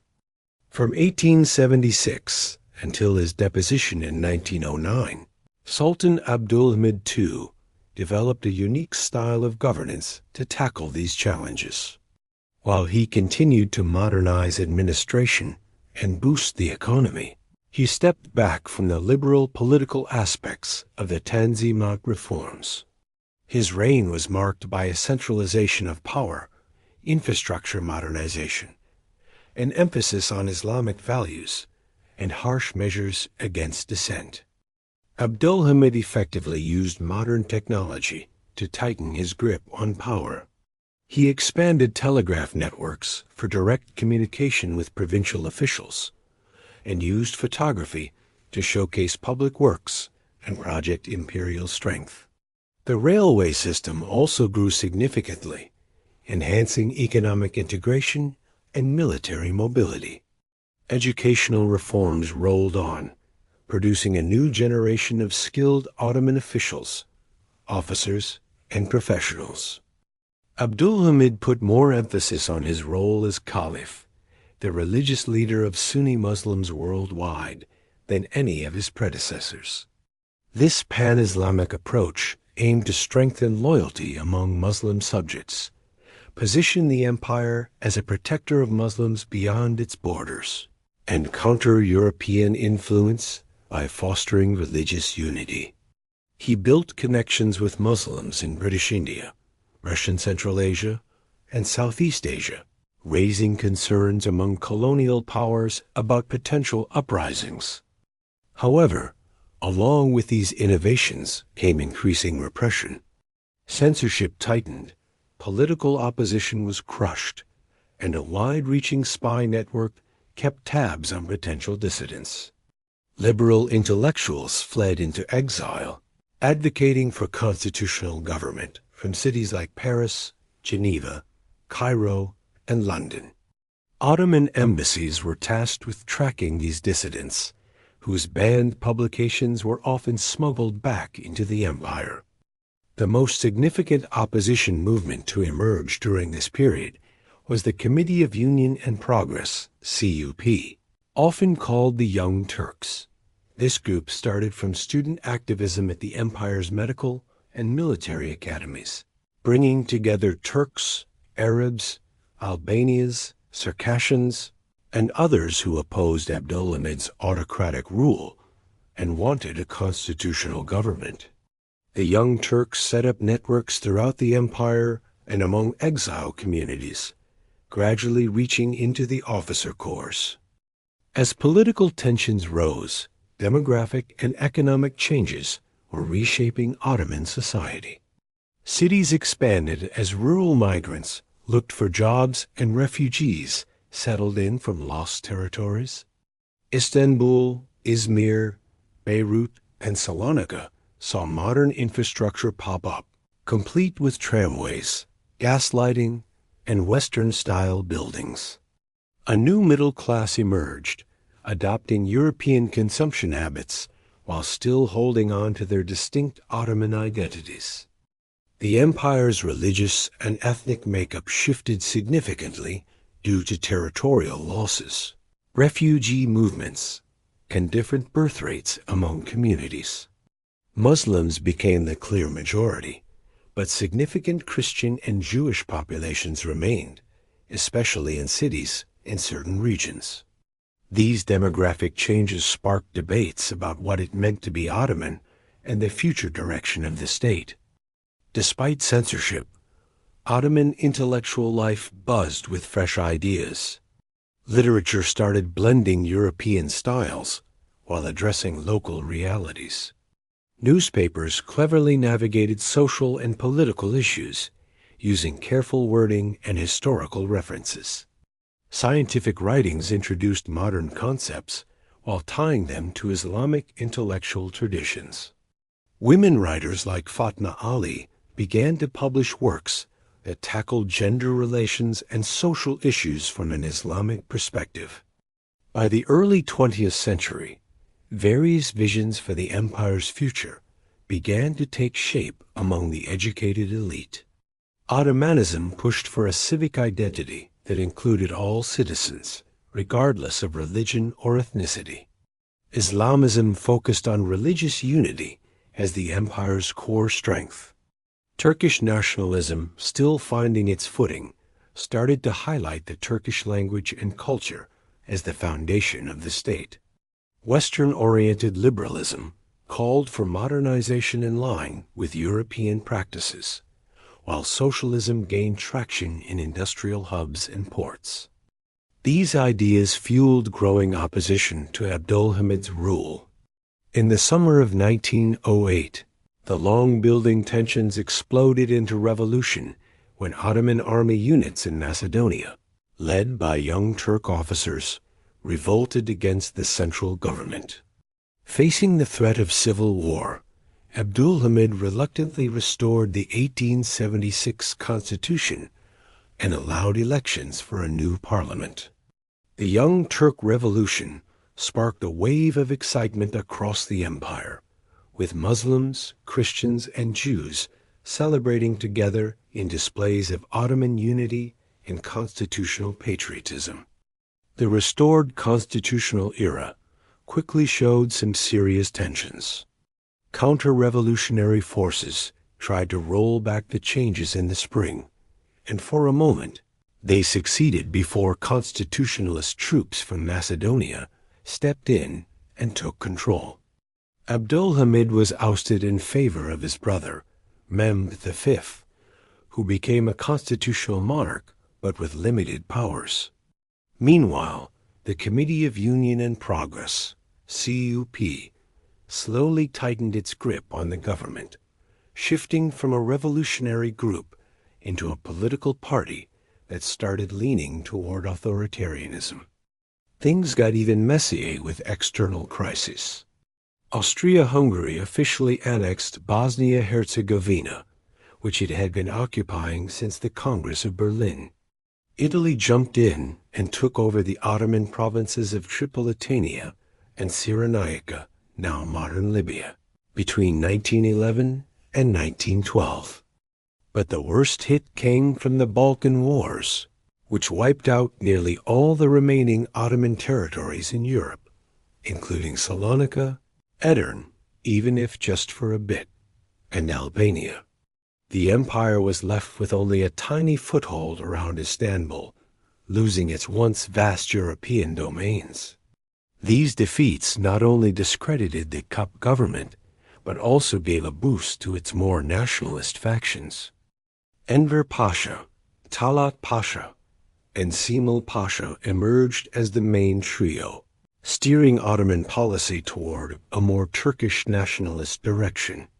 The early Young Turk movement's liberal, multi-ethnic vision faded away, making room for a more centralized, Turkish-focused approach that alienated Arab, Albanian, and other non-Turkish elites who had initially backed the constitutional revolution.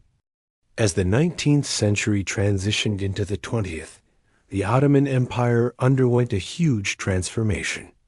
Its territory shrank significantly, losing the Balkans, North Africa, and parts of the Caucasus. The population became predominantly Muslim and more concentrated in Anatolia and the Arab provinces. Governance saw major modernization, with a centralized bureaucracy, better communication, expanded education, and streamlined legal systems. Yet key questions remained unanswered. Could the empire hold on to its remaining territories amid European imperialism and rising nationalist movements? Would its constitutional system evolve into genuine democracy or slide back into authoritarian rule? Could Ottoman identity act as a unifying force, or would religious and ethnic divisions take over? And most urgently, how would the empire navigate the growing tensions among European powers that were on the brink of war? By summer 1914, as Europe edged closer to disaster, the Ottoman Empire found itself at a critical crossroads. Despite being labeled the sick man of Europe, it had managed to survive a century of crises through adaptation and reform.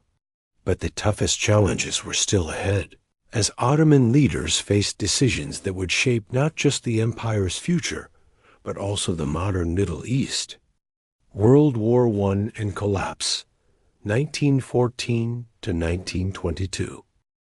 On a warm summer day in 1914, two ships popped up on the horizon of Istanbul, the German battlecruiser Goeben and the light cruiser Breslau. Chased by British naval forces, they were looking for a safe haven in Ottoman waters.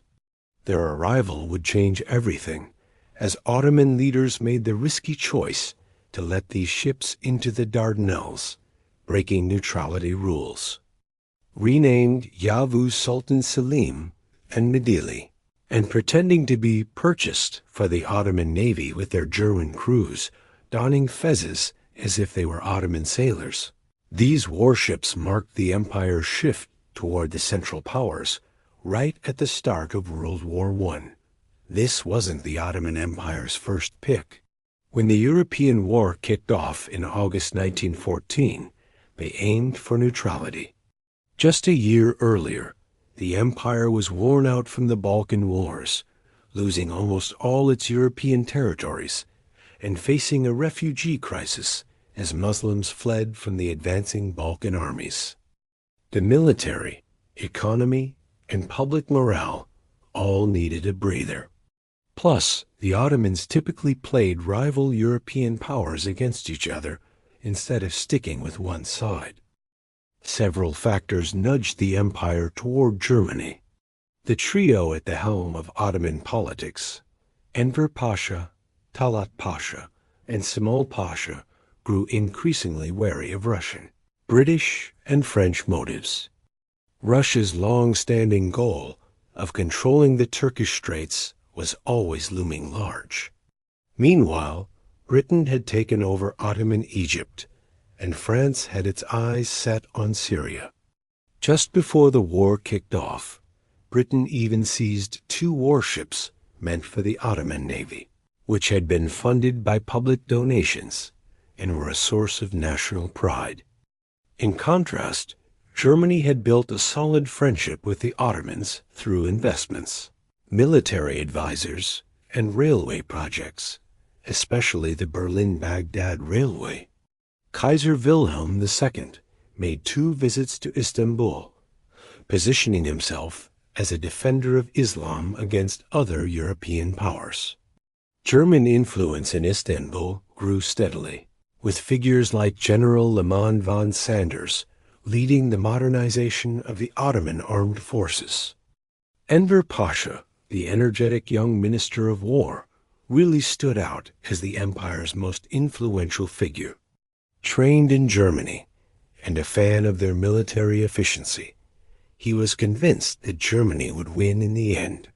He viewed an alliance with the Central Powers as the best chance for the empire to survive and reclaim lost territories. On August 2, 1914, he secretly signed an Ottoman-German alliance, even though many in the cabinet had no idea what it entailed. The tipping point for war happened in late October 1914 when Ottoman warships, including the former Goeben, bombarded Russian ports in the Black Sea under German command. Russia declared war on the Ottoman Empire on November 2nd, quickly followed by Britain and France. The Ottomans officially joined the fight on November 14th, with the Sultan Caliph calling for jihad against the Entente powers. But this plea received only a limited response, both inside and outside Ottoman lands. Thus began one of the toughest wars in Ottoman history, a battle fought on many fronts that would lead to the empire's downfall. From the snowy Caucasus Mountains to the hot deserts of Arabia, and from the Dardanelles waters to the Suez Canal banks, Ottoman forces faced off against the world's strongest empires. The conflict kicked off in a really tough way for the Ottoman Empire. Enver Pasha took charge of a bold winter offensive against Russian forces in the Caucasus, aiming to reclaim lost territories and maybe even ignite an Islamic uprising in Central Asia. Unfortunately, it all went downhill at the Battle of Sarikung. From December 1914 to January 1915, brutal weather and strong Russian resistance led to the loss of an entire Ottoman army. Out of the 90,000 soldiers who started the campaign, fewer than 15,000 made it back, with thousands succumbing to the freezing conditions in the mountain passes. This defeat had serious consequences. The fall of Ottoman defenses in eastern Anatolia opened the door for Russian forces to move in, backed by some local Armenian groups who believed a Russian win might lead to Armenian independence. The Ottoman authorities, already wary of Armenian nationalist goals, saw this as betrayal. In response, the government ordered the deportation of Armenians from the war zone to Syria, claiming it was a military necessity. What came next was one of the darkest chapters in late Ottoman history. The deportations quickly turned into a horrific campaign of massacres, forced marches, and exposure, leading to the deaths of hundreds of thousands of Armenians. While exact numbers are still debated due to ongoing historical and political disputes, the scale of this tragedy is clear. The Ottoman government insisted these were unintended consequences of war, but evidence of organized mass killings has led many historians and governments to label these events as genocide. Although some Turkish and Kurdish officials tried to shield local Armenians, and many ordinary Muslims risked their safety to protect their Armenian neighbors, these brave efforts couldn't stop the larger disaster. While the Eastern Front was spiraling into chaos, another intense story was unfolding at the Dardanelles. British and French strategists, eager to knock the Ottoman Empire out of the war and open a supply route to Russia, came up with a bold plan to force the straits and capture Istanbul. The campaign kicked off with a naval attack in March 1915, but the Ottoman minefields and coastal defenses sent the Allied fleet packing. In April 1915, the Allies launched an amphibious invasion of the Gallipoli Peninsula. What was supposed to be a quick operation turned into a bloody stalemate that dragged on for 9 long months. The Ottoman defenders, led by a relatively unknown officer named Mustafa Kemal, stood firm against troops from Britain, France, Australia, and New Zealand. In the end, the campaign failed, and Allied forces had to evacuate in late 1915 and early January 1916, facing over 250,000 casualties. The Ottomans suffered even more losses, but they scored a huge defensive win that lifted national spirits and turned Mustafa Kemal into a military hero. Further south, Ottoman forces targeted the Suez Canal in February 1915, aiming to cut off Britain's vital supply route. Although they were pushed back, this forced Britain to keep a strong military presence in Egypt instead of sending troops to the Western Front. A bigger offensive the next year also failed, leading British forces to advance into Ottoman Palestine. In Mesopotamia, British forces moving from Basra had a good start, capturing Baghdad by March 1917. But the year before, the Ottomans dealt a big blow to the British at Kut, where an entire army surrendered after a tough 5-month siege. This win, along with Gallipoli, showed that the Ottomans could still put up a strong fight, even with their empire in decline. Perhaps most consequential for the empire's future was the Arab Revolt, which began in the early summer of 1916. Sharif Hussein bin Ali of Mecca, motivated by both Arab nationalist aspirations and British promises of post-war independence, led an uprising against Ottoman rule in the Hejaz. Though the revolt's direct military impact was limited, its symbolic significance was enormous. Supported by British officers like T.E. Lawrence, Lawrence of Arabia, and Arab nationalist intellectuals, the revolt presented an alternative vision of post-Ottoman political organization based on Arab identity rather than Islamic unity or Ottoman patriotism. The revolt reflected deeper tensions that had developed between the increasingly Turkish nationalist Young Turk regime and Arab elites. The Cup government's centralizing policies, Turkish linguistic nationalism, and wartime security measures had alienated many Arab leaders who had previously supported Ottoman constitutionalism. British and French encouragement of Arab aspirations, though ultimately disingenuous, found fertile ground in this growing disillusionment. At the same time, ominous developments in international diplomacy were shaping the empire's future without Ottoman input. The secret Sykes-Picot Agreement of 1916 between Britain and France outlined plans to divide Ottoman Arab territories into spheres of influence. The Balfour Declaration of November 1917 expressed British support for a national home for the Jewish people in Palestine.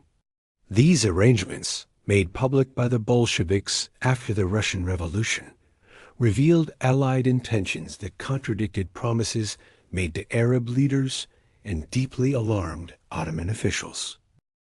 By the fall of 1917, the long years of war had really taken a toll on the Ottoman Empire.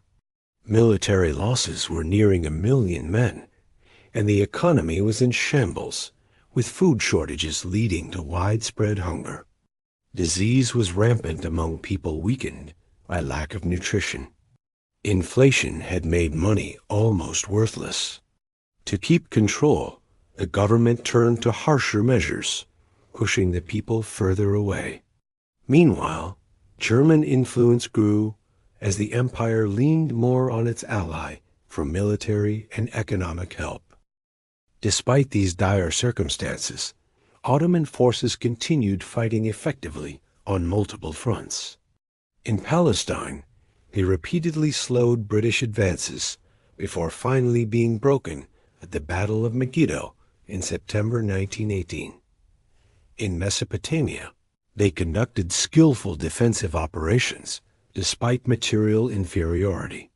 On the Caucasus front, the collapse of Russia following the Bolshevik Revolution in 1917 actually allowed Ottoman forces to recapture territories lost earlier in the war and briefly advance into the Caucasus before British pressure forced a halt. The situation at home just kept getting worse. By October 1918, with Germany clearly losing on the Western Front and British forces making quick advances in Syria, the Ottoman government had to face the facts. Talat Pasha's cabinet stepped down on October 14th, and the new leader, Almgizet Pasha, pushed for an armistice. On the very last day of October 1918, Ottoman officials signed the Armistice of Mudros on a British warship, marking the end of their involvement in the war. The armistice terms were tough and a bit unclear, giving the Allies plenty of room to step in. Soon enough, British, French, Italian, and Greek forces moved into various Ottoman areas, including parts of Anatolia. Istanbul was occupied too, with foreign warships in the Bosphorus and international troops patrolling the streets. The Sultan and his government kept running, but they were under tight foreign control. The post-war settlement for the Ottoman Empire was laid out in the Treaty of Sevres, signed on August 10, 1920. This agreement basically broke apart what was left of the empire. The Arab provinces were turned into mandates controlled by the British and French. Eastern Thrace and the area around Izmir went to Greece. The Turkish Straits were declared international waters. An independent Armenian state was set to be formed in eastern Anatolia, while the Kurds were promised some autonomy that could lead to independence. Meanwhile, international financial controls were put in place to manage Turkey's remaining finances, leaving the core Turkish state in central Anatolia as a sort of European protectorate. But things were really starting to shift in this settlement. While the Sultan's government in occupied Istanbul was reluctantly going along with what the Allies wanted, a resistance movement was bubbling up in the heart of Anatolia. The one leading the charge was Mustafa Kemal, the hero from Gallipoli, who was sent by the Istanbul government to restore order, but instead sparked a nationalist uprising. After landing in Samsun on May 19, 1919, he quickly teamed up with other nationalist officers and local leaders. He organized a few congresses in Erzurum and Sivas, pushing for territorial integrity and national independence. When the Istanbul government gave in to Allied pressure and dissolved the Ottoman Parliament in early 1920, Kemal established a rival Grand National Assembly in Ankara on April 23, 1920, creating a situation with two competing governments. The Greek landing at Izmir in May 1919, sanctioned by the Allies and accompanied by violence against the Turkish population, galvanized nationalist sentiment. As Greek forces pushed inland, the Turkish national movement found its crucial rallying cause. The Sultan's government, compromised by its cooperation with the occupation, lost legitimacy among much of the population, while Mustafa Kemal's resistance gained support. The Turkish War of Independence followed, and it was quite a complex conflict with many layers. Nationalist forces directly battled Greek, Armenian, and French troops while skillfully working to split the Allies and gain support from the Soviet Union. The Ankara government's military wins against the Armenians in the east and the French in the south shifted the diplomatic scene, especially as Britain and France grew tired of the war. The turning point came during the Greco-Turkish War, which ran from May 1919 to September 1922. After some early Greek advances nearly reached Ankara, Turkish nationalist forces led by Mustafa Kemal launched a huge counteroffensive in August 1922. In just a few weeks, they recaptured Izmir and pushed Greek forces out of Anatolia, effectively removing the immediate threat to Turkish independence. Although tensions with Britain over the Turkish Straits remained, they managed to avoid war through diplomacy, leading to the Armistice of Medanya in October 1922.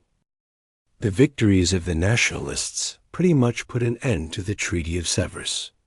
To sort things out, the Allies called both the Istanbul and Ankara governments to a conference in Lausanne. But before that could kick off, on November 1, 1922, the Turkish Grand National Assembly made a huge move by officially abolishing the Ottoman Sultanate and splitting the roles of Sultan and Caliph. Sultan Mehmed VI, the last ruler of the Ottomans, left Istanbul on a British warship on November 17, 1922, marking the end of a dynasty that had been around for 623 years. The Treaty of Lausanne, signed on July 24, 1923, after months of tough talks, officially recognized the Republic of Turkey as an independent state with borders that look a lot like modern Turkey. It replaced the Treaty of Sevres, meaning there would be no independent Armenia or Kurdistan, and Greece dropped its claims to Turkish land. In return, Turkey gave up its claims to former Ottoman territories in the Middle East and agreed to a population exchange with Greece, which changed the demographics of both nations. With the Sultanate gone and a new treaty in place, Mustafa Kemal and his team set out to establish the new order.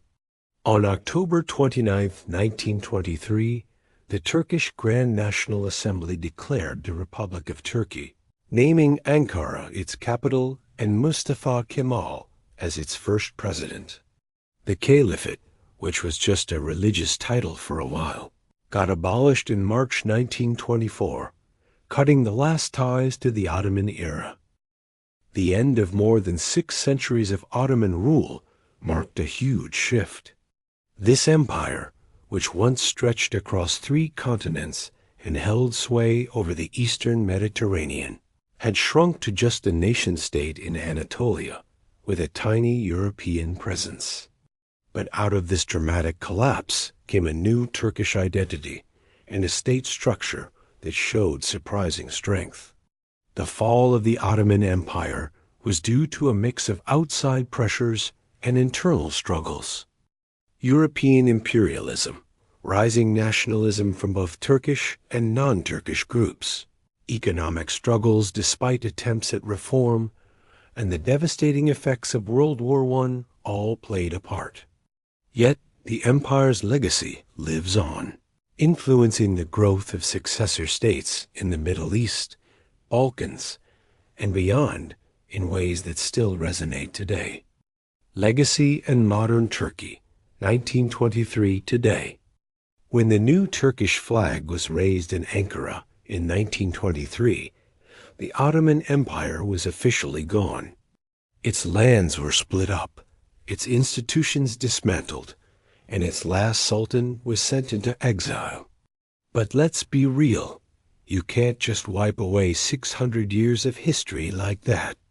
The empire left a huge mark on the regions it once ruled, influencing everything from borders and architecture to food, music, religious practices, and cultural identities. This Ottoman legacy would play a major role in shaping the future of successor states across the Middle East, North Africa, and the Balkans, especially the Turkish Republic that emerged from its ruins. The Republic of Turkey, led by Mustafa Kemal, who would later earn the title Ataturk, meaning Father of the Turks, was the first to inherit this legacy. After guiding the national resistance to victory, Ataturk kicked off a peacetime revolution, turning what was once the heart of the Ottoman Empire into a modern nation-state rooted in Turkish identity and secular governance. Ataturk's reforms were nothing short of revolutionary. In 1924, he put an end to the Caliphate, which had been the Ottoman claim to religious leadership in the Islamic world. He shut down religious schools and took control of education. A new civil code, inspired by the Swiss model, replaced outdated Ottoman laws, giving women equal rights in divorce and inheritance. Traditional headgear, especially the fez, which used to symbolize Ottoman modernity, was banned as a relic of the past. Perhaps the boldest move came in 1928, when the Arabic script that had been used for Turkish writing for centuries was swapped out for a modified Latin alphabet, cutting a significant cultural tie to the Ottoman era. These sweeping changes aimed to forge a distinctly Turkish identity, distancing the new republic from its Ottoman Islamic roots. State-sponsored historians pushed a narrative that highlighted pre-Islamic Turkish history while downplaying the Ottoman period, often painting it as a time of religious backwardness that held back Turkish progress. Official histories celebrated the Turkish War of Independence as a complete break from the imperial past rather than a transformation of it. Yet, despite all the revolutionary talk, some important things stuck around. A lot of the institutions we see in the Turkish Republic actually came straight from the late Ottoman days. The army, the bureaucracy, and the education system kept a bunch of Ottoman features. Even after the big ideological shift, the parliamentary system, it borrowed from the constitutional experiments of the late empire. And even Ataturk's reforms, as groundbreaking as they were, followed that top-down modernization style that Ottoman reformers had started way back with Selim III and the Young Turks. At the heart of it all, the people who powered the new republic were products of Ottoman society. Ataturk and most of his crew came from Ottoman military and professional schools, influenced by the late Ottoman thinkers. The emerging Turkish middle class that rallied behind republican reforms grew during the last years of the Ottoman Empire. Everyday folks across Anatolia carried those Ottoman cultural vibes into the Republican era, no matter what the official line was.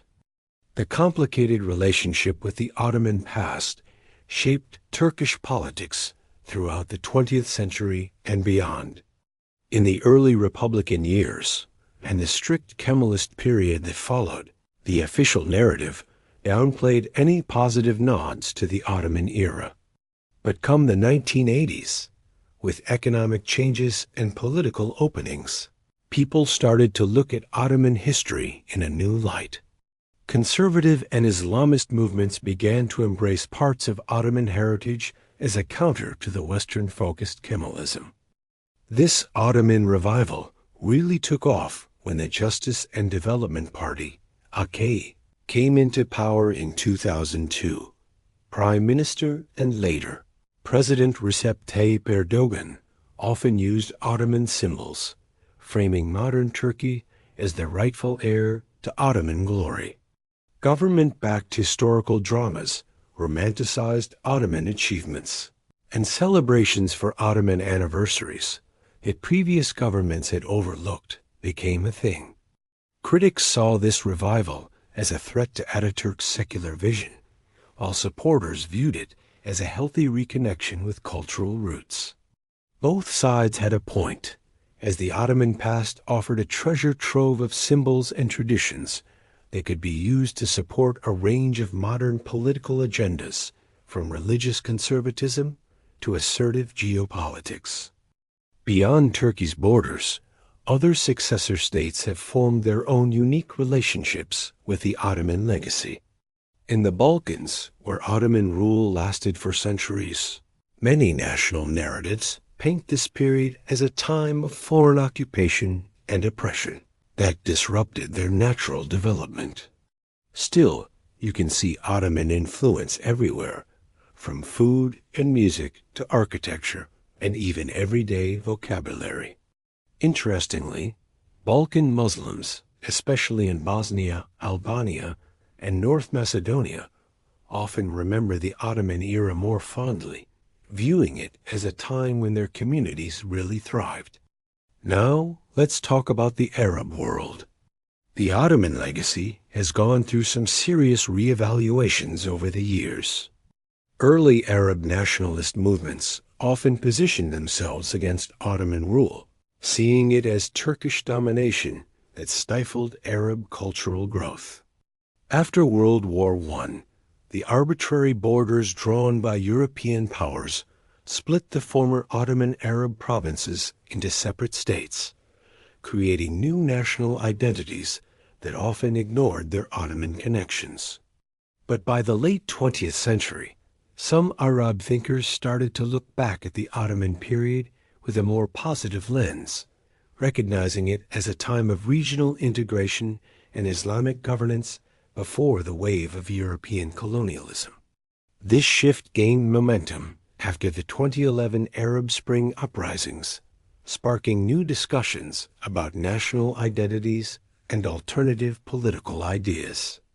Ottoman administrative divisions even popped up again in conversations about more natural regional groupings compared to those imposed by post-World War I settlements. Physically, the Ottoman legacy is still super visible across its former territories.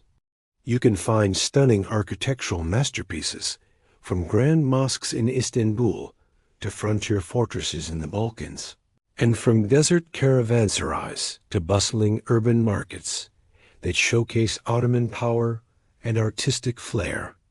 Cities like Sarajevo, Damascus, Thessaloniki, and Baghdad still reflect Ottoman planning principles in their layouts. Plus, restoration efforts have ramped up in recent years, with Ottoman monuments being recognized as vital cultural heritage, no matter the current political landscape. And let's not forget about food. The culinary legacy of the empire has proven to be incredibly resilient, crossing political divides.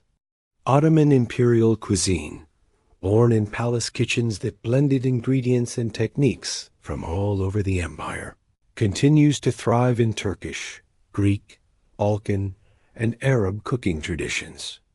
Dishes like dolma, stuffed veggies, brek, savory pastries, baklava, sweet layered pastry, and kafta, spiced meatballs, can be found with regional twists throughout former Ottoman lands. Coffee culture, which made its way to Europe through Ottoman territories, is still a big part of social life in the region. Linguistic influences have crossed political lines in fascinating ways.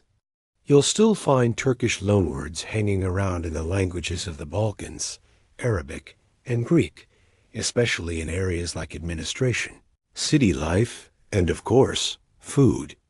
On the flip side, modern Turkish, even after Ataturk's language reforms that kicked many Arabic and Persian elements to the curb, still shows traces of its Ottoman roots from that multicultural empire. When it comes to religion, the changes in post-Ottoman territories reflect a mix of continuities and breaks from the old ways. The millet system, which allowed religious communities to have a say in their own affairs, has influenced setups in many successor states, though often in a watered-down way. Religious institutions from the Ottoman era, like grand mosques and neighborhood texts, those cozy Sufi lodges, are still around, adapting to the new political vibes. In the Balkans, you can see unique Islamic practices shaped by centuries of Ottoman influence, giving rise to distinct regional expressions of faith. Looking at the geopolitical scene, many of today's tensions in former Ottoman regions can be traced back to those old imperial divisions, population movements, and the boundaries imposed by Europeans.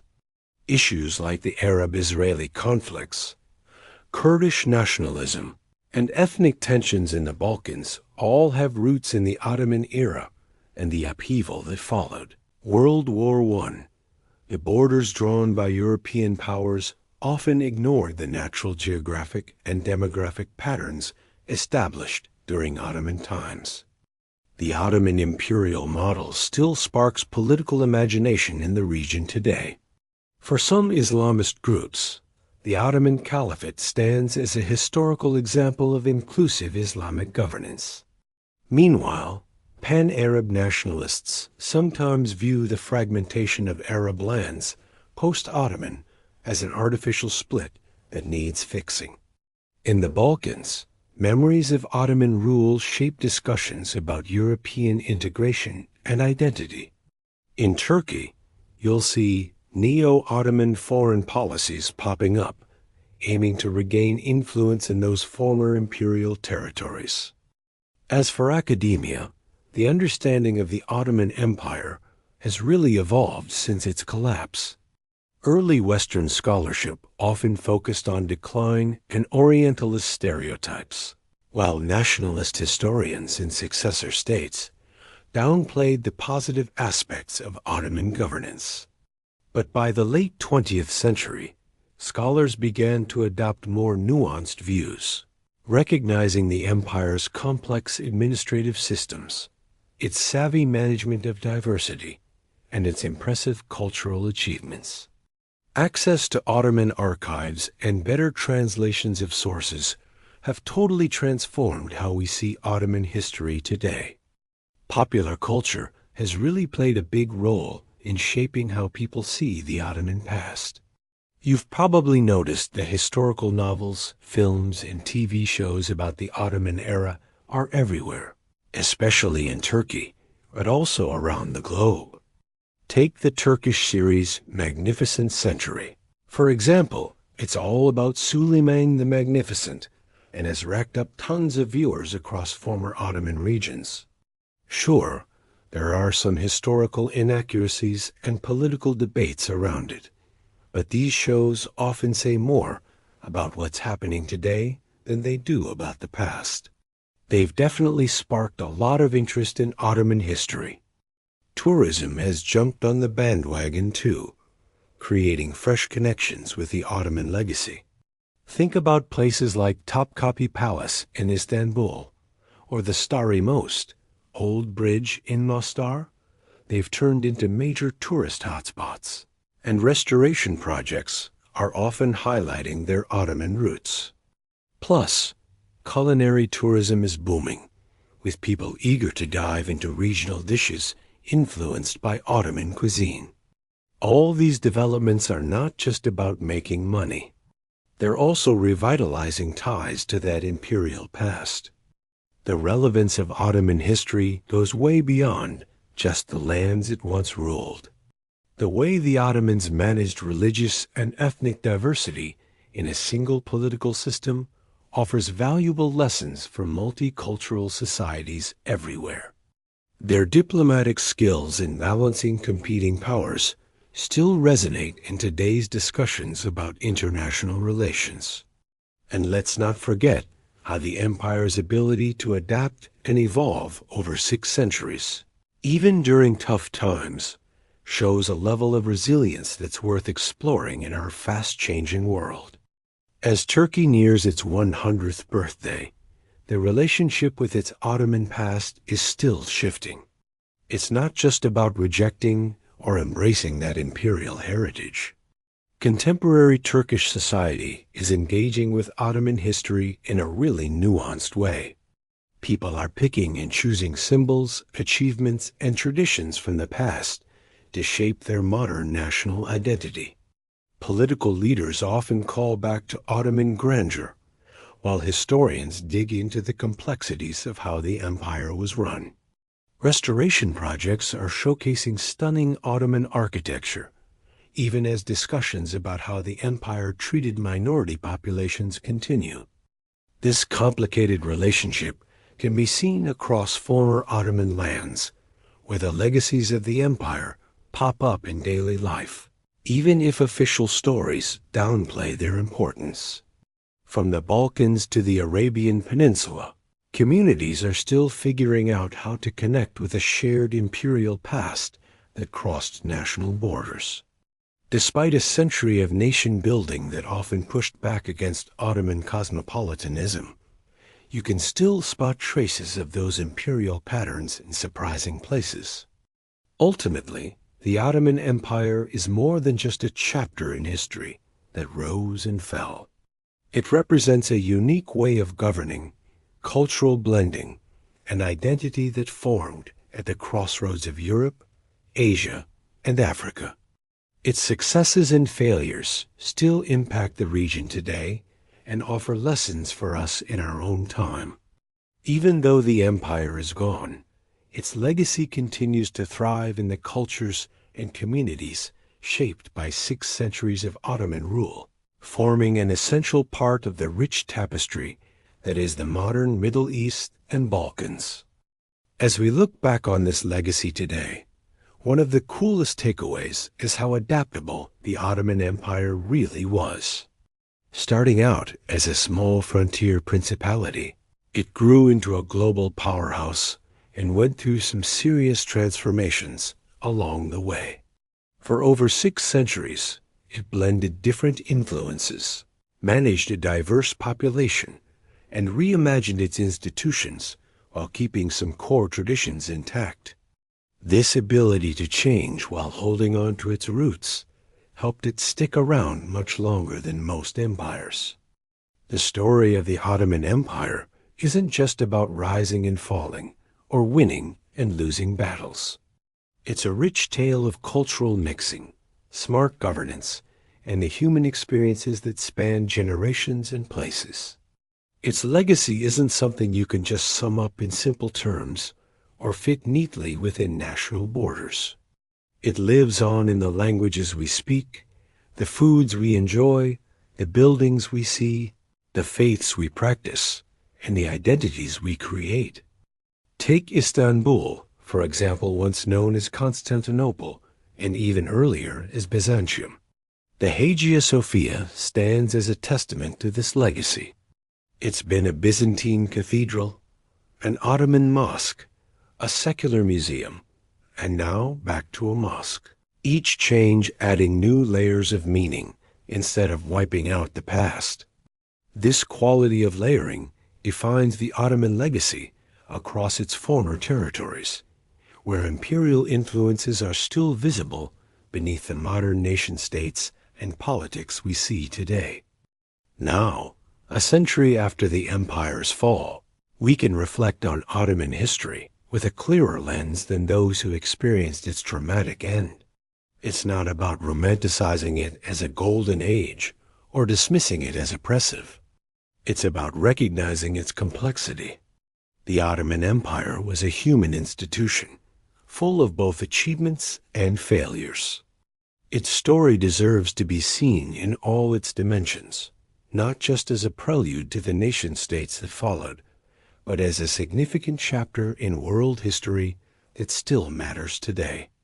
From a small frontier tribe to a global powerhouse and back to memory, the story of the Ottoman Empire feels almost mythical, right? Picture this: a handful of Turkish horsemen, driven by a chieftain's vision, transformed into one of history's most lasting political entities, only to dissolve amidst the wreckage of the First World War. That's 6 centuries of history, stretching across 3 continents and countless lives. So, what happens when an empire fades away?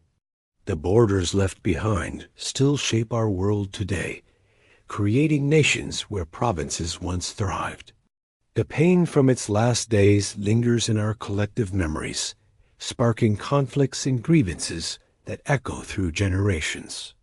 The descendants of its subjects, now scattered across many modern states, carry pieces of its legacy in their languages, foods, and customs. In Istanbul, the empire's final capital, you can feel the Ottoman ghosts in every corner.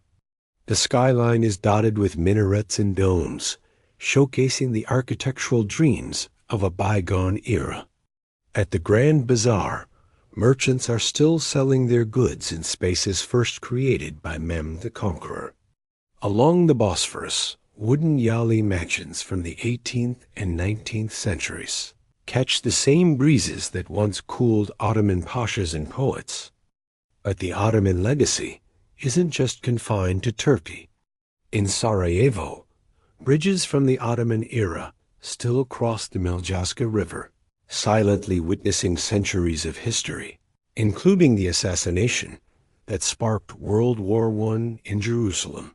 The walls built by Suleiman the Magnificent still embrace the old city, home to sacred sites for 3 major faiths. In Cairo, Ottoman mosques and mansions stand proud amidst the bustling city life. And in Athens, Thessaloniki, and many Balkan towns, traces of Ottoman architecture persist, even after centuries of nationalism tried to erase them. And let's not forget the food. The cuisine from the former Ottoman realms is perhaps its most delicious legacy. From Turkish kebabs to Greek moussaka, from Bosnian brek to Lebanese kibbeh, the flavors that originated in imperial kitchens still define regional dishes today. Plus, the tradition of coffee, which spread throughout the region during Ottoman times, remains a key part of social life across these lands. Ottoman governance left some pretty significant marks on the countries that followed. Think about it: centralized bureaucracy, a balance between religious and secular authority, and ways to manage diversity, all show signs of those Ottoman patterns, even if official stories try to ignore it. The millet system, which accommodated religious differences, was an early example of pluralism. Sure, it had its hierarchies, but it influenced how later societies approached multicultural governance. The Ottoman Empire's long history with Europe shaped both sides of the equation. Sometimes it was Europe's enemy, other times a trading partner, or even that exotic other that sparked curiosity. European identity often defined itself against the Ottoman threat, while also picking up some Ottoman cultural goodies like coffee and tulips. On the flip side, the Ottomans borrowed a lot from European models, but adapted them to fit their own imperial context. This back and forth still fuels discussions about Turkey's role in Europe and broader questions about cultural boundaries. For historians, the Ottoman Empire is a fascinating case study in how an empire can last and adapt. How did it keep its legitimacy and effectiveness over such vast and diverse territories for so long? How did it juggle tradition with innovation, religious authority with practical governance, and central control with local autonomy? And why did reform efforts ultimately fail to stop its collapse? These questions keep scholars busy and might even offer insights into other complex political systems. For everyday folks living in former Ottoman lands, the empire's legacy shows up in different ways. Sometimes it pops up in heritage tourism or nationalist speeches. Other times, it's woven into cultural habits or family stories. Genetic studies reveal the rich mixing of populations under Ottoman rule, challenging those later nationalist myths about ethnic purity. Plus, archaeological digs keep uncovering physical traces of the Ottomans, even in places where their presence was downplayed or forgotten. The fall of the Ottoman Empire lined up with the birth of the modern Middle East, bringing a whole new set of challenges. The borders drawn by European powers, often without considering local realities, created states that still wrestle with issues of legitimacy and identity. The collapse left power vacuums that various movements have tried to fill, from Arab nationalism to political Islam, each claiming to offer a more genuine alternative to Western systems. The Ottoman Empire truly represents a fascinating glimpse into a world filled with diversity and coexistence, even if it wasn't perfect. Before nationalism took hold, Ottoman cities were vibrant mosaics where languages, religions, and cultures mixed seamlessly in everyday life. Picture bustling markets where Turkish, Arabic, Greek, Armenian, Ladino, and so many other languages blended together. Imagine neighborhoods where mosques, churches, and synagogues stood side by side, showcasing a unique harmony. Their governance systems, while clearly structured, acknowledged group identities instead of forcing everyone into a single mold. This rich, cosmopolitan reality, despite its ups and downs, stands in stark contrast to the more simplified views that nationalism later promoted. You can still feel the echoes of the Ottoman past today. As the muezzin calls for prayer across the skyline, artisans continue to hone crafts that have been passed down through generations. Families gather around tables filled with delicious dishes that trace their roots back to imperial kitchens. This legacy isn't just something of the past. It's a complex inheritance that modern societies still wrestle with, a ghost that lingers because it's woven into the very fabric of regional identity.